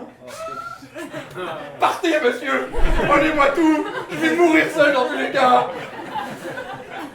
Est-ce que vous voyez ce syndrome quand vous avez mal quelque part, mettons au pied, et que c'est toujours dans cette période de temps que tout le monde va vous marcher sur le pied, comme pour vous rappeler votre douleur, toujours, alors que ça n'arrivait jamais avant, ça n'arrivait jamais, mais tout le monde va vous marcher sur le pied pendant cette période-là. L'univers tout entier s'était mis en tête de me rappeler que j'étais seul au monde, que j'allais mourir seul, hein. Mais je suis désolé, mais moi j'ai mon plan pour la soirée. Je vais socialiser, je vais faire des amis, je vais peut-être me rencontrer quelqu'un, et puis dans 10 ans, j'en rirai de cette situation, hein. Non, ce soir je m'intègre. Je ne sais pas que ça s'est passé comme ça. Est-ce que vous vous rappelez, vous, de votre première poutine que vous avez mangée? Oui. Très bien. Ah, moi aussi, parce que c'était ce jour-là. Et ce jour-là, j'ai découvert 2 choses. Premièrement, j'adore la poutine. C'est super bon. J'adore les pois verts dans la poutine aussi. Moi, ça fera 3 là. J'adore la poutine, j'adore les pois verts dans la poutine. Et surtout, au Québec, quand on utilise l'adjectif qualificatif grosse pour qualifier un plat, c'est pas juste un défi marketing, c'est du sérieux. Toujours dans ce désir d'intégration, j'ai fini ma poutine. J'ai fini ma bière. Et j'ai sommé, je suis tombé dans un coma gastronomique ultra profond. Il n'y avait plus rien à faire. La digestion et mon jet lag avaient eu raison de ma volonté de faire. Donc je suis parti, j'ai erré dans les rues de Montréal comme un zombie avec... j'étais pas bien, je suis arrivé jusque dans ma chambre d'hôtel, je me suis glissé dans mon vaste et désertique double. Je me sentais comme une grosse cuillère sale perdue au milieu d'un évier. Au centre de cette prison molletonnée, j'ai sombré. Je me suis réveillé 10 heures plus tard avec un amas de bave séchée collé contre mon oreiller qui goûtait un peu le pois vert et la sauce brune. Le lendemain, j'étais plein de bonne motivation, toujours. Je voulais que ça change les choses. Alors je me suis dit, culture québécoise, je vais aller au cinéma. Alors je me décide à aller au cinéma. C'est une belle activité, le cinéma. Mais tout seul, c'est pas fun. Quand tu es devant un film qui est vraiment drôle, qui a un moment qui est vraiment hilarant, il y a quelque chose qui se passe, on a besoin de connecter avec quelqu'un. Alors généralement, on recule la tête un petit peu, on recule la tête, on regarde notre voisin de droite qui est un ami à vous, et on se met à rire en partageant ce moment de franche rigolade. Mais quand tu es tout seul, c'est pas possible. À côté de toi, il n'y a que ton chandail qui te regarde avec un air compréhensif. Alors tu transformes ton début de rire en un bâillement pour faire semblant, pour faire comme si. Et que dire de la fin du film? Quand tout le monde se lève et qu'ils partagent leur avis sur le film entre eux, c'est super intéressant. Moi, je pense que la toupie, elle tombe. Mais non, elle tombe pas parce qu'il a fait la bague et tout ça. Vous avez envie de partager votre expérience avec ces gens-là, vous avez envie de donner votre avis parce que vous êtes sûr que ça les intéresserait. C'est intéressant ce que vous avez à dire. Mais là, vous êtes seul et vous n'avez personne avec qui parler. Alors, vous prenez le métro seul, vous rentrez dans votre chambre d'hôtel seul, vous mettez Radio-Canada pour entendre des voix et vous surprenez à parler avec eux. Pour faire semblant, pour faire comme si. Vous faites des pâtes au pesto le soir, avec un peu de cheddar vieilli que vous avez trouvé au IGA le matin, et vous dites que ça serait sympa d'aller au musée demain. Je pense que je vais aller au musée demain. Ça, c'était le début. Je ne vais pas vous mentir que c'était pas facile. C'était pas ma période de vie où j'étais le plus incroyable. Mais il y a un moment donné où l'instinct de survie engage le combat. On a chacun des manières différentes de réagir de son instinct de survie. Moi, ce que mon instinct de survie a fait, c'est qu'il m'a transformé en ce que j'appelle une pute de l'amitié. Une prostituée de la relation sociale. Mais attention, c'est gratuit pour le coup. Je me suis mis à accepter tout ce qui passait dans ma vie. De n'importe qui, n'importe quand, n'importe quoi. C'était mon motto. Là, il y avait là, vous étiez tranquille. Je me suis retrouvé à faire des soirées karaoké, des soirées vin et fromage, des soirées déguisées, des soirées... je me suis retrouvé à ça, de faire des combats d'épée au Mont-Royal.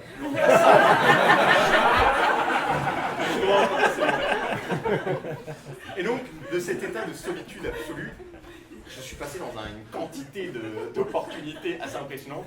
Et maintenant, avec le temps, on raffine.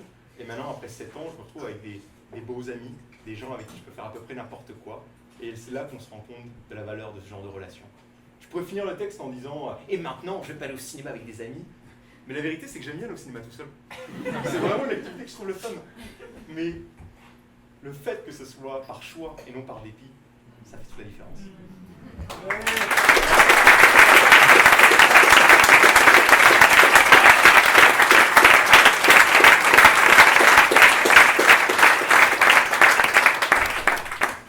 Bon, forcément, quand on accepte toutes les soirées qui passent, il y a des moments où on vit des situations un peu cocasses. Je me souviendrai longtemps, toute ma vie même, je me rappelle toujours dans les dates, le 14 avril, c'est ça. Je me rappellerai longtemps du 14 avril 2012. Ce jour où pendant quelques instants, pendant quelques heures, j'étais seul au monde. Un roi, j'étais le centre du monde plutôt. Un roi, une divinité venue visiter ses disciples. J'avais été invité à une soirée déguisée sur le thème aluminium. Vous pouvez me juger, je me suis jugé moi-même en acceptant et maintenant. Mais bon, quitte à faire, quand on accepte tout, c'est ça. Bon, mais je m'étais quand même dit, quitte à participer à une soirée auquel on n'adhère pas spécialement, il faut au moins jouer le jeu, parce que c'est une soirée avec que des toasters autour de vous, et la personne pas déguisée, c'est encore plus ridicule. Donc j'avais joué le jeu, je m'étais fait un bracelet en aluminium, des deux côtés, je m'étais fait des bagues en aluminium, et j'avais recouvert ma ceinture de ce même métal mou. J'avais même porté un t-shirt gris, je trouvais que ça rentrait bien dans le thème, puis je me trouvais vachement smart, des fois être totalement brillant, je trouvais ça cool. En arrivant à la soirée, j'ai vécu ce genre de moment où vous avez l'impression que la soirée vous appartient. Vous savez, comme si tout, à ce moment-là, tous les astres étaient alignés pour vous, que tout était fait pour votre bonheur. Un peu comme si Scrat, est-ce que vous voyez ce que c'est Scrat, l'écureuil dans l'âge de glace? Il est tout le temps en train de chercher des noisettes.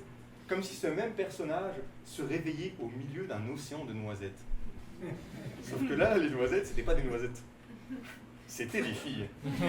Alors, je sais que ça peut sembler puéril de parler de ça, mais je vous rappelle que pour un mec qui était seul pendant tous ces mois-là, qui n'avait aucun ami, qui n'avait pas eu de contact avec un être humain du sexe opposé depuis longtemps, parce que les combats d'épée, ça ramène pas beaucoup de femmes, je peux vous jurer que c'était agréable. Je venais de mettre les pieds dans une soirée où le ratio homme-femme était de 5 filles pour un gars. C'était le rêve. C'était ma soirée. La soirée où la balance s'équilibrait enfin, où je pouvais enfin récolter le fruit de ma patience. En arrivant à la soirée, tout le monde s'emmerdait un peu, les gens discutaient pas trop, il n'y avait pas beaucoup d'ambiance. Il y avait une espèce de, vous savez, comme une radio où il n'y a plus beaucoup de batterie, comme le son était au ralenti. Genre, nous le vent, je dis pas que c'est fini. Donc l'angoisse, vraiment l'angoisse. Et là, je me suis dit, ok, c'est ma soirée, Adrien, c'est ta soirée, c'est le moment où tout va se passer. C'est là que tu fais la différence. Et là, comme un politicien en campagne, je me suis mis à parler à tout le monde, groupe par groupe, personne par personne. Je me suis trouvé comme une audace que je ne me connaissais pas avant, mais comme je vous le dis, je me sentais puissant à ce moment-là, je sentais que rien ne pouvait m'arrêter.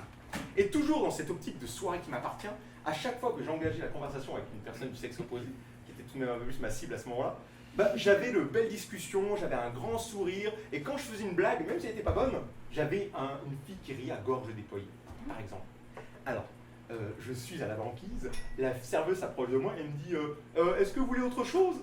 Et moi je lui dis non, je vais prendre l'addition, mais pas trop salé s'il vous plaît. Elle avait rigolé ce soir-là.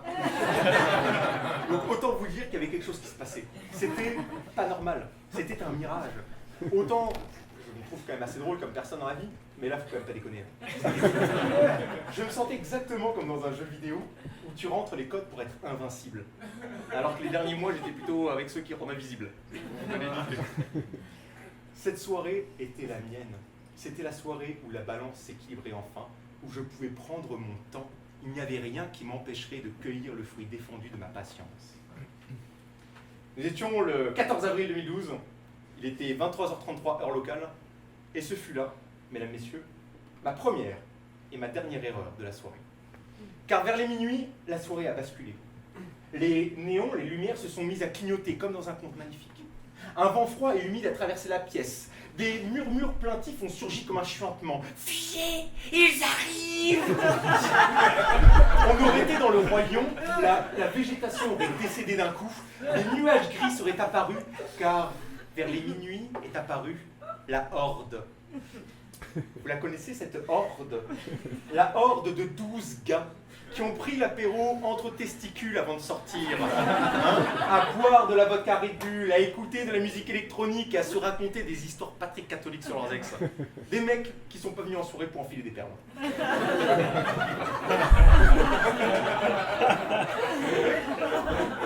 Mais ce que j'ai trouvé admirable ce soir-là, c'est que j'ai pas assisté à un groupe de potes arriver en soirée, puis s'installer tranquillement, en discutant avec les gens. Non. J'ai assisté à un déploiement organisé. À peine ils ont passé le seuil de la porte, sans même se concerter, sans même se regarder, ils se sont déployés dans la salle. Comme un commando SWAT prenant possession de la demeure d'un dealer de drogue, en moins de 5 minutes, ils occupaient tous une place de choix dans tous les groupes de filles qu'il y avait. Il y en a même un qui s'est mis sur le balcon alors qu'il n'y avait encore personne. Tout le monde sait que ça finit sur le balcon les soirées.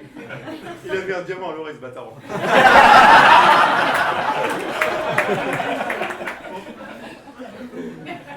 J'ai bien évidemment tenté de reprendre le contrôle, c'était tout de même ma soirée à l'origine. Mais il n'y avait plus rien à faire. J'ai perdu tous mes territoires. Je me sentais un petit peu... Je me sentais un peu face à ces gens comme un petit enfant qui joue à la guerre avec un pistolet à eau. Voilà, il n'y avait plus rien qui fonctionnait. Quand la fille qui rigolait tant, là, je sais plus comment elle s'appelait, Vicky je crois, elle m'appelait Julien à la fin. Ça m'avait plus horrible, soirée horrible. Et ben ce soir-là, je suis évidemment rentré bredouille, la queue entre les jambes. Seul, certes, mais j'en ai retiré une leçon qui va changer ma vie après. Est-ce que vous savez ce que c'est, enfin moi je l'appelle comme ça, l'instant pepperoni. L'instant pepperoni, c'est cet instant de quelques secondes où votre pizza au four est parfaitement cuite. Et là, vous vous dites, me semble je peux la rendre encore meilleure. Je mets à broil en maximum de température pour que le dessus craque, que le dessous soit tendre. Là, ça va être bon. Vous le faites, vous l'oubliez, elle finit carbonisée, vous n'avez rien à voir. Bah, la vie, c'est un peu ça. Quand quelque chose vous donne envie, allez-y, foncez, n'attendez pas. Parce que, genre, moi, je pourrais vous dire quelque chose, je préfère largement avoir une pâte crue que de finir au régime sans sexe. Non, sans sel, sans sel, régime sans sel, c'est ça que je voulais dire.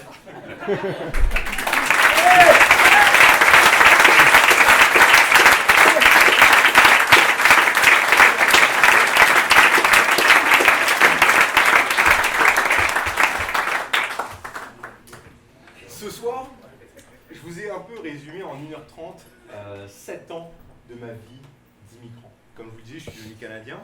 Donc pour moi, ce spectacle, c'était l'année dernière, c'était en août de l'année dernière. Pour moi, ce spectacle, c'est un peu comme le spectacle posthume de ma vie d'immigrant. Donc je suis très content de le partager avec vous ce soir. Mais au final, j'ai quand même surtout parlé d'un voyage, celui de la France vers le Canada, vers le Québec, vers Montréal. Mais même avant ça, en France, j'ai beaucoup déménagé quand j'étais jeune. Mon père travaillait dans une grande entreprise, puis on a fait plusieurs villes en France et aux États-Unis. J'ai voyagé 7 fois pour être exact. Le lien entre toutes ces villes, c'est que c'était toujours des grandes villes. Devoir se battre pour entrer dans un métro, c'est la norme. Devoir se tenir à une barre suante et moite, c'est la norme. De faire 1 heure de voiture pour voir un tout petit bout de forêt, c'est le minimum. C'est ce que je suis, moi, un citadin. C'est en tout cas ce qui me représente. Mais je sais que c'est pas le cas de tout le monde. Et c'est pas le cas de quelqu'un qui m'est très cher. C'est pas le cas de mon père. Michel Godon, mon père donc, est né en Auvergne, dans la ville du Puy-en-Velay. Alors, pourquoi le Puy-en-Velay? C'est parce que c'était l'hôpital le plus proche du village des Vigneaux, où mes grands-parents habitaient, les parents de mon père. Donc, pour vous donner une idée, le village des Vigneaux, c'est une population totale de 30 personnes. En été. En hiver, on tombe à 10. Et je parle pas de degrés, là, je parle vraiment d'habitants. Donc, mon père a grandi dans une ferme avec des animaux dont il fallait s'occuper. Des vaches, des brebis, des chèvres, des moutons, des poules, des coqs, des dindons, des chats, des chiens, des chevaux, tout ce que vous voulez. C'était pas une exploitation commerciale. C'était juste une ferme traditionnelle pour subvenir à leurs propres besoins. Nourrir des animaux, les tuer, se nourrir. Et on recommence. Tous les matins, mon père allait à l'école, revenait en après-midi, et première chose qu'il faisait, emmener paître ses vaches dans un champ pas très loin. Et ça, pendant des années. Sa mère s'occupait d'une ferme, sa grand-mère s'occupait d'une ferme, son arrière-grand-mère s'occupait d'une ferme, et c'est la même chose qu'à ce que vous arrivez tout à la cime de l'arbre généalogique. Son destin à mon père était tout tracé. C'est ce qu'il allait faire, c'est ce qu'il allait devenir. Mais mon père, quand j'étais jeune, il avait une capacité un peu à m'agacer parce qu'il me répétait, il m'engueulait tout le temps pour les mêmes raisons. Selon lui, j'étais quelqu'un de bordélique. Je ne suis pas d'accord avec ça, mais toute ma jeunesse, il m'a répété en permanence la même phrase. Il me disait toujours « Adrien, quand tu quittes une pièce, retourne-toi et regarde derrière toi, Adrien. Est-ce que tu aimerais rentrer dans une pièce dans cet état-là? Non, Adrien, non, alors retourne-toi et regarde !» Et ça pendant des années. Honnêtement, c'est horrible. Mais maintenant que vous verrez que je suis propre, je suis organisé, je dis ça pour mon patron, je suis super organisé, père. Donc ça, au moins, ça a changé. Mais surtout avec le temps, ce que je me rends compte, c'est que, en fait, je le comprends. Maintenant, je le comprends. Parce que mon père, c'est ce qu'il a fait toute sa vie. Regarder. Quand il était dans son champ, assis sur sa pierre, en appui sur son bâton, il ne faisait pas que garder des vaches. Il regardait. À gauche du champ, à droite du champ, en haut, en bas, au-delà des arbres, au-delà des montagnes, qu'est-ce qu'il y a sous cette pierre? Il regardait tout. Il analysait tout pour comprendre, comme un jeu pour passer le temps. Un jour, dans le calme d'un après-midi d'été, le silence est rompu par des bruits de bâtons qui frappent la roche. Tac, tac, tac, tac, tac, tac, tac. Et les éclats de voix d'un groupe de personnes. Ces voix, ces expressions, ces intonations, ce mot, ce vocabulaire, il ne les connaît pas. Ils ne viennent pas d'ici, c'est certain. Mais à ce moment-là, à cause des arbustes qui délimitent le champ, il ne les voit pas. Alors il se lève, se rend à l'entrée du champ et regarde pour la première fois passer des pèlerins de Compostelle qui cheminent vers leur prochaine étape. Mais qui sont ces gens qui marchent d'un pas décidé? Que font-ils? D'où viennent-ils? Et surtout, où vont-ils? Vous vous rappelez de la région Auvergne? On en a parlé au début, là où est né mon père. La région Auvergne, il faut savoir que c'est une région faiblement peuplée. Si vous voulez savoir où c'est, vous pouvez faire un jeu. Vous prenez une carte démographique de la France, vous regardez la zone la plus grise, c'est là. Il n'y a pas beaucoup d'habitants. C'est parce qu'on ne compte pas les vaches et les brebis, sinon il y en aurait beaucoup plus. Donc en tant que région faiblement peuplée, c'est une région privilégiée par l'armée de l'air française pour effectuer des essais de vol en rase-motte. Une explosion dans le ciel, un vacarme terrible et 2 engins mécaniques 1000 fois plus brillants que le tracteur familial cisaillent le bleu azur de 2 lignes blanches. Est-ce que vous rappelez-vous la première fois que vous avez vu dans votre vie un avion en passer au-dessus de vous en rase-motte? On va faire un jeu. Vous allez vous visualiser ce que je vais vous dire. Vous êtes en 1960, vous avez 8 ans, votre pantalon trop court vous gratte les cuisses parce que c'est du gros coton épais. Votre seul objectif dans la vie, c'est de vous assurer que vos vaches ont de l'herbe à brouter pour nourrir votre famille. Et là, ah oui, et autre chose, votre seul référentiel en matière de moteur à explosion, c'est le tracteur familial qui est capable de monter à 15 km/h en descente.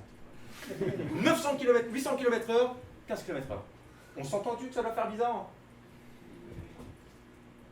Qui sont ces gens, engins de la mort? Que font-ils? D'où viennent-ils? Et surtout, où vont-ils? Ce jour-là, cet avion, les 2 avions, vont disparaître dans le paysage, derrière le plateau de la Madeleine. Et je vais prendre quelques minutes pour vous parler du plateau de la Madeleine. Alors je sais ce que vous vous dites. Alors, une soirée de cons sur la France avec un Français qui nous parle du plateau, non merci. Hein. Mais c'est pas le même dont on va parler. Le plateau, parce que c'est une surface plane ou faiblement accidentée, disséquée par le réseau hydrographique, à la différence d'une plaine. Et la Madeleine, parce que ce même plateau est surmonté de la chapelle Sainte-Madeleine, tout simplement. Mais ce qui était intéressant, c'est que pour les gens du village, le plateau de la Madeleine était avant tout un symbole.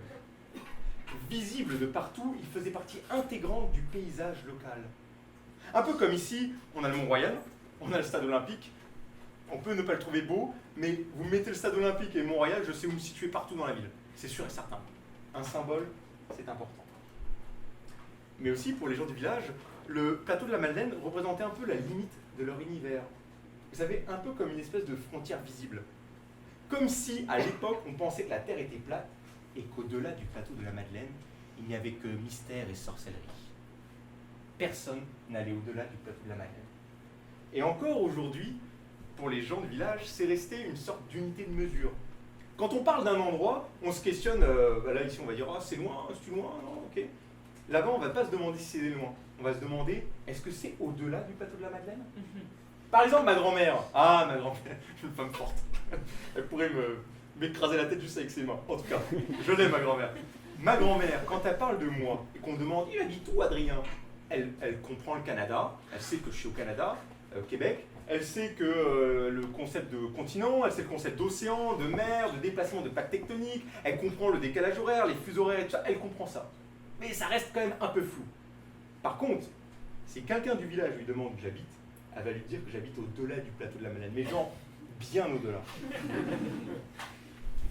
Les années passent et mon père s'intéresse de moins en moins à la ferme, mais de plus en plus aux pèlerins, aux avions et aux voitures qui traversent le village en direction du plateau de la Madeleine.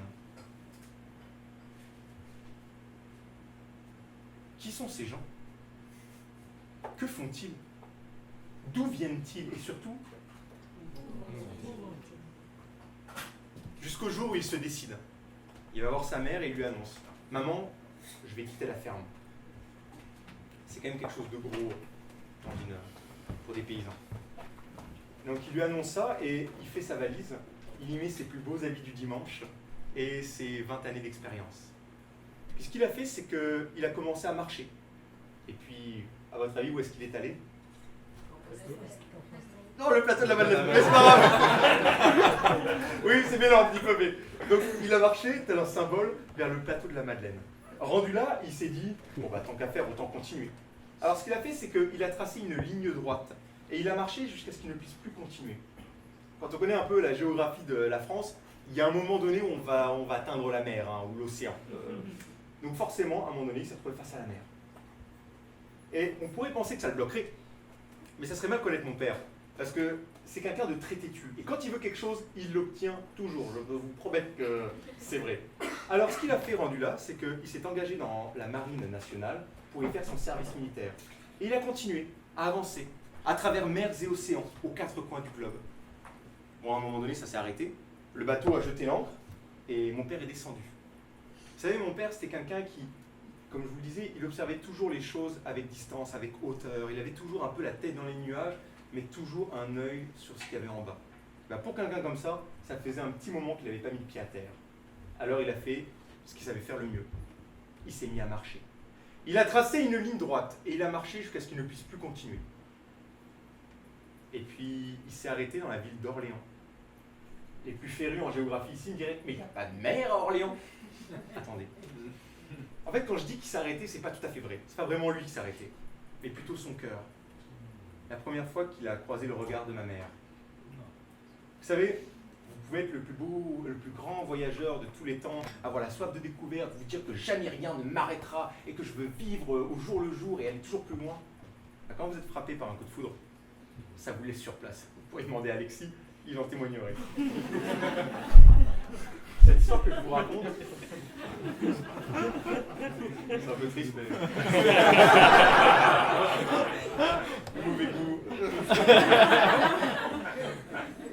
Ce que je viens de vous raconter, c'est l'histoire de la rencontre de mes parents. De mon père, Michel, et de ma mère. Ah, je vous ai pas dit le prénom de ma mère d'ailleurs. Non. Ma mère s'appelle Madeleine. Cette histoire, c'était il y a plus de 45 ans. Ça fait 45 ans qu'ils sont ensemble. Ils se sont vus, ils se sont aimés. Et même s'ils ont vécu des hauts et des bas, avec des débats d'idéaux, ben, au final, ils se sont aimés. Et ils se mariaient et eurent... Ah oui, j'ai une sœur aussi. Merci.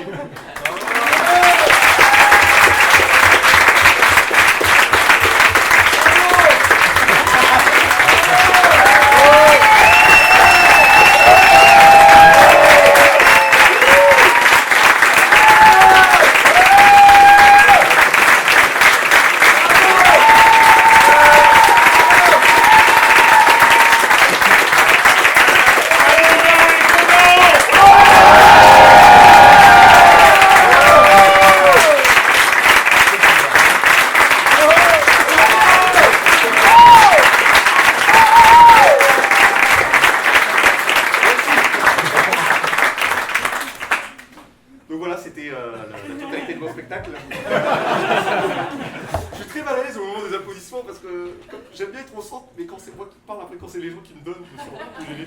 Mais je vous remercie du fond du cœur d'être venu en si grand nombre. Je vois des gens de multiples horizons que j'ai pu croiser dans les 7 dernières années, des collègues récents, des collègues anciens, des amis du début, des amis récents. J'ai même un ami, Maxime, qui a fait le voyage de la France et ici juste pour 4 jours pour me voir.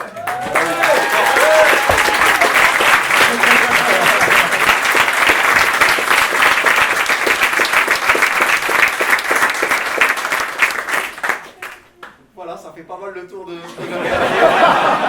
Merci.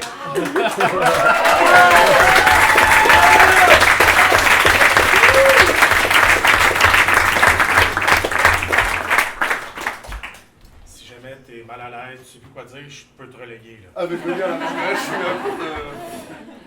Et en fait, je voudrais spécifier une chance hein, que le billet d'entrée pour ici, c'est juste 10 $. Hein, avec le billet d'avion et tout. Quand même. Pour se rembourser après. Ça c'est un billet. Adrien, je tiens à te féliciter. Je ne sais pas si Jean-Marc est pas loin, s'il va se joindre à nous, pour cette magnifique soirée. Oui.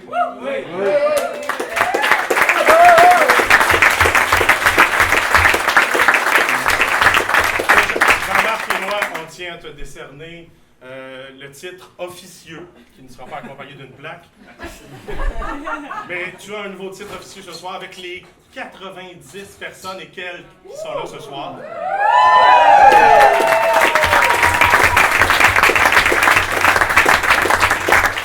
Et tu viens chatouiller de près le record d'assistance au jockey en 4 ans qu'on est là. Tu es sans doute, en fait, sans conteste, le néo-canadien d'origine française, le plus fédérateur que les dimanches du compte auront connu en 22 ans.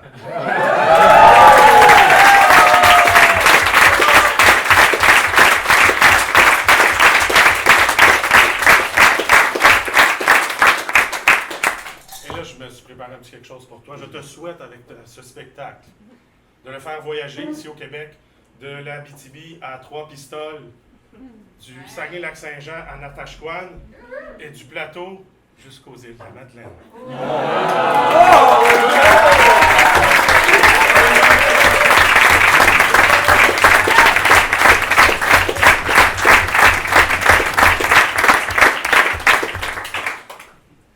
Je suis bouche bée. C'est rare. Adrien, je te dirais qu'une chose, très simple, d'arriver sur scène, de raconter des histoires. On est en représentation, on se la pète un peu pour se donner du courage. Tu n'as pas été dans cette zone dangereuse où on peut déraper rapidement. Il y a eu quelque chose qui est de l'ordre de l'authenticité, de la vulnérabilité, et tu t'es donné le rôle qui te revenait. C'est ce que tu as vécu, c'est ce que tu nous as dit en affabulant légèrement. Mais j'ai senti vraiment quelqu'un d'une grande honnêteté. Et cette grande honnêteté-là s'est mise au service d'une magnifique narration. Merci, Adrien. Bravo!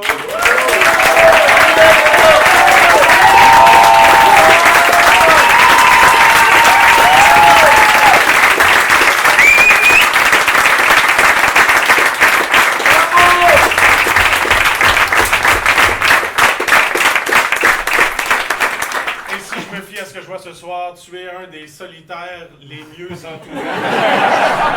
Merci. Bonsoir. La semaine prochaine, au dimanche compte, on poursuit compte autour du globe. La Belgique à l'honneur avec Julie Boite, bruxelloise, qui vient nous rendre visite. Soyez des nôtres et ça se poursuit tout le mois d'octobre. On visite ça et là une soirée, une région du globe. Merci beaucoup de vous être déplacés et j'ai plaisir, comme le disait Jacques Brel, j'ai plaisir à te dire que la nuit sera longue à devenir demain. Bonsoir.